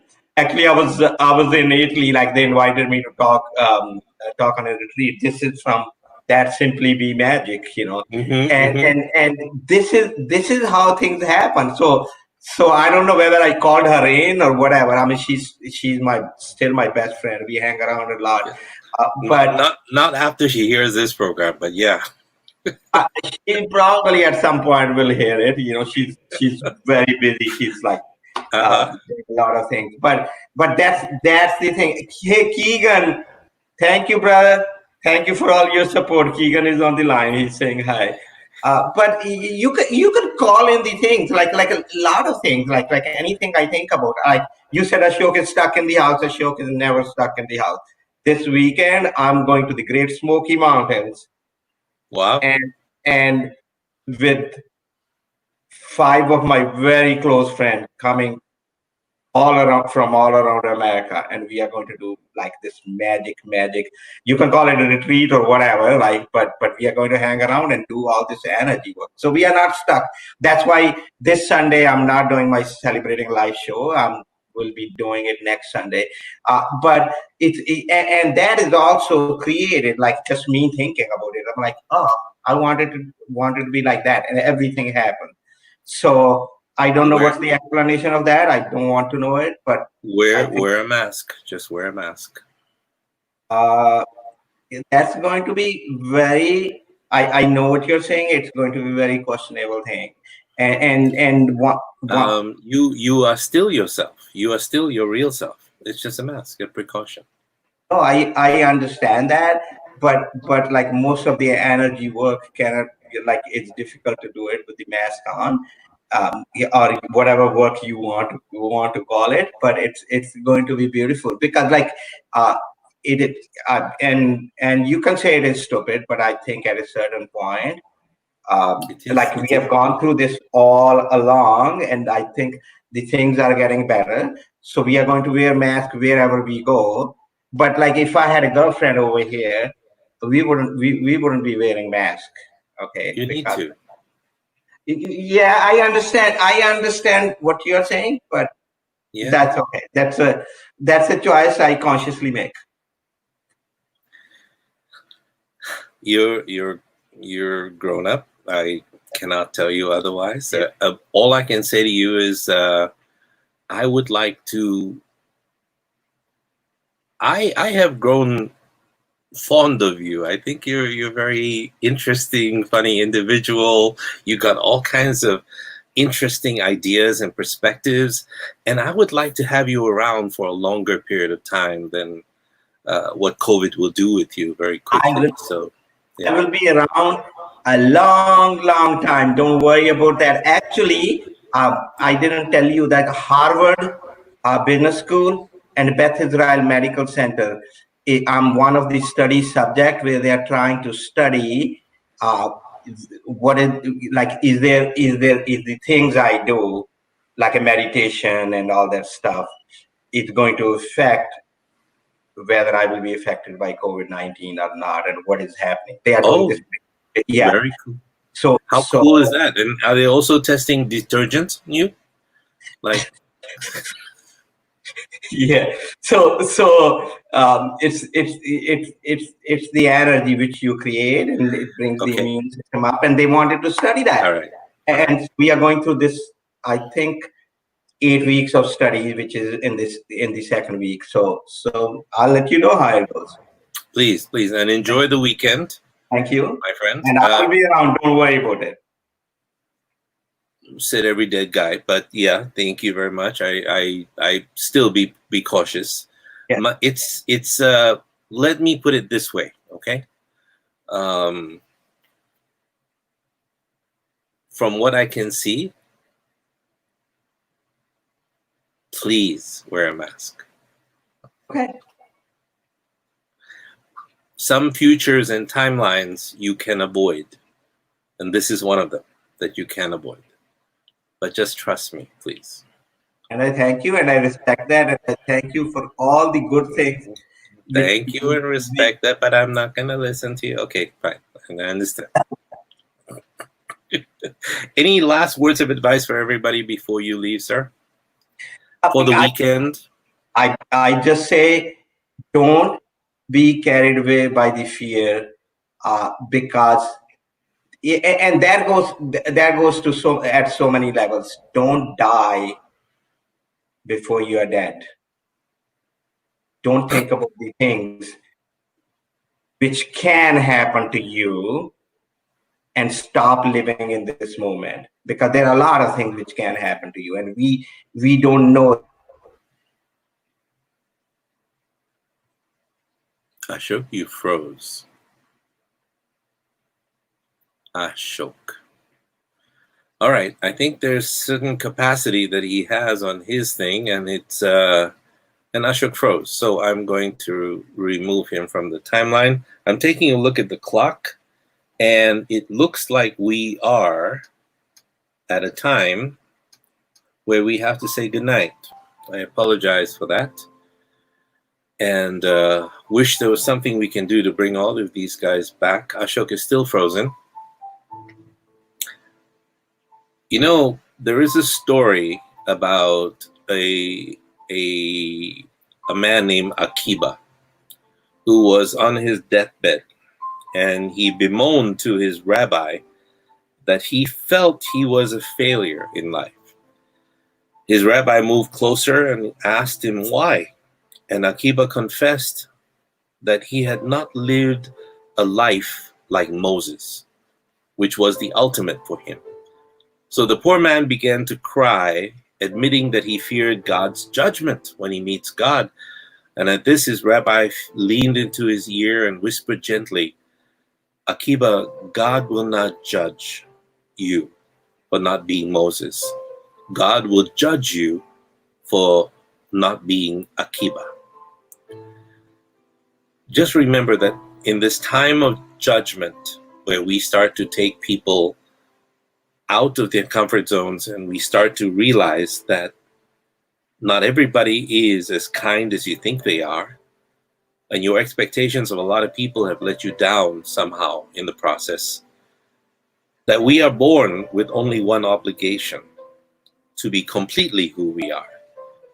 And like how much of our time is spent comparing ourselves to other people, whether they're dead or alive, this is encouraged as necessary in the pursuit of excellence. Some people say, I want to be like Winston Churchill. I want to be like the last war general, whatever the case might be.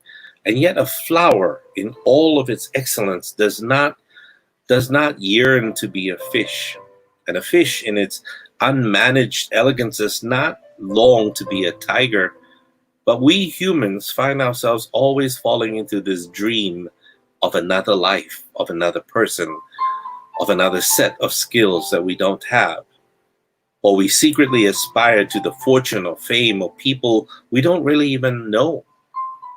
I remember one time when Oprah Winfrey was asked, who do you choose as friends? She said, I never choose the people who want my life.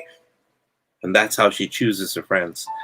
Friends who just want to explore emotions, ties, and everything related to being human. So when feeling bad about ourselves, we often try, other disguises, other skins, and rather than understand and care for the skin that we are in of ourselves. And yet when we compare ourselves to other people, we see neither ourselves nor those that we look up to. We only experience the tension of comparing, as if there's only 1 ounce of being to feed all our hungers. But the universe reveals its abundance most clearly when we can be who we are. Because mysteriously every weed and ant and wounded rabbit, every living creature has its unique anatomy of being which, when given over to, is more than enough. And isn't that all that we seek in coming to this earth?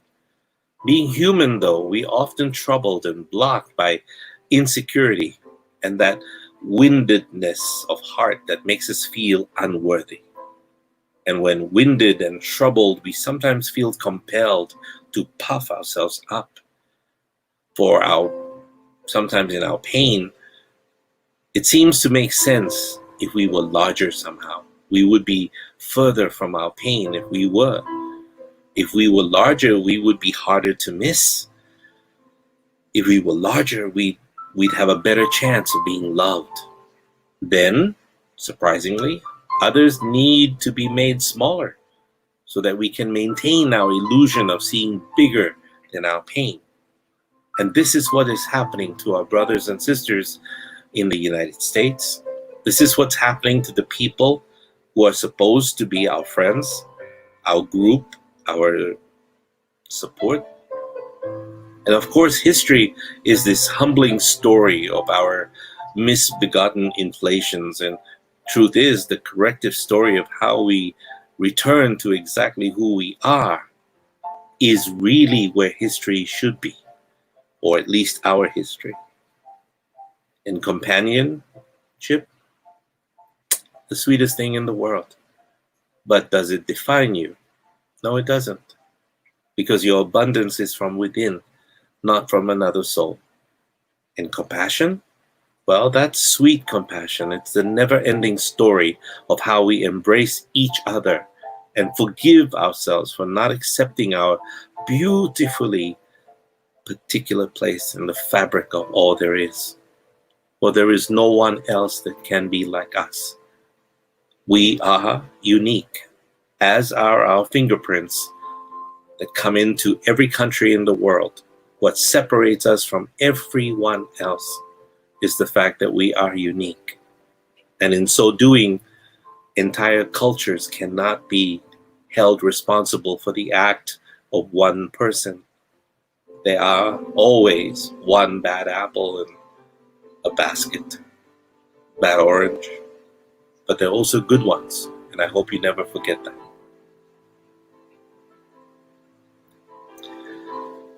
Thank you for listening. The program you're listening to is called Uncommon Sense, and you're listening to the voice of Dr. Mel Gill. This program is broadcast every Wednesday and Friday for the time being, for the next couple of weeks, until this human being in front of you learns how to edit his videos well and give you something more inspirational than what you've been listening to so far. Although sometimes listening to real life is what we need to do. Remember one thing though, folks. You deserve, and you will receive when you believe you deserve, more love, more abundance, more health, more happiness. But you must believe you deserve. And to do that, you have to turn your sights away from outside towards the inside. Pay attention to that little boy or that little girl who has been helping everybody in the world except herself or himself. Pay attention to that and love that. Everything changes in the blink of an eye.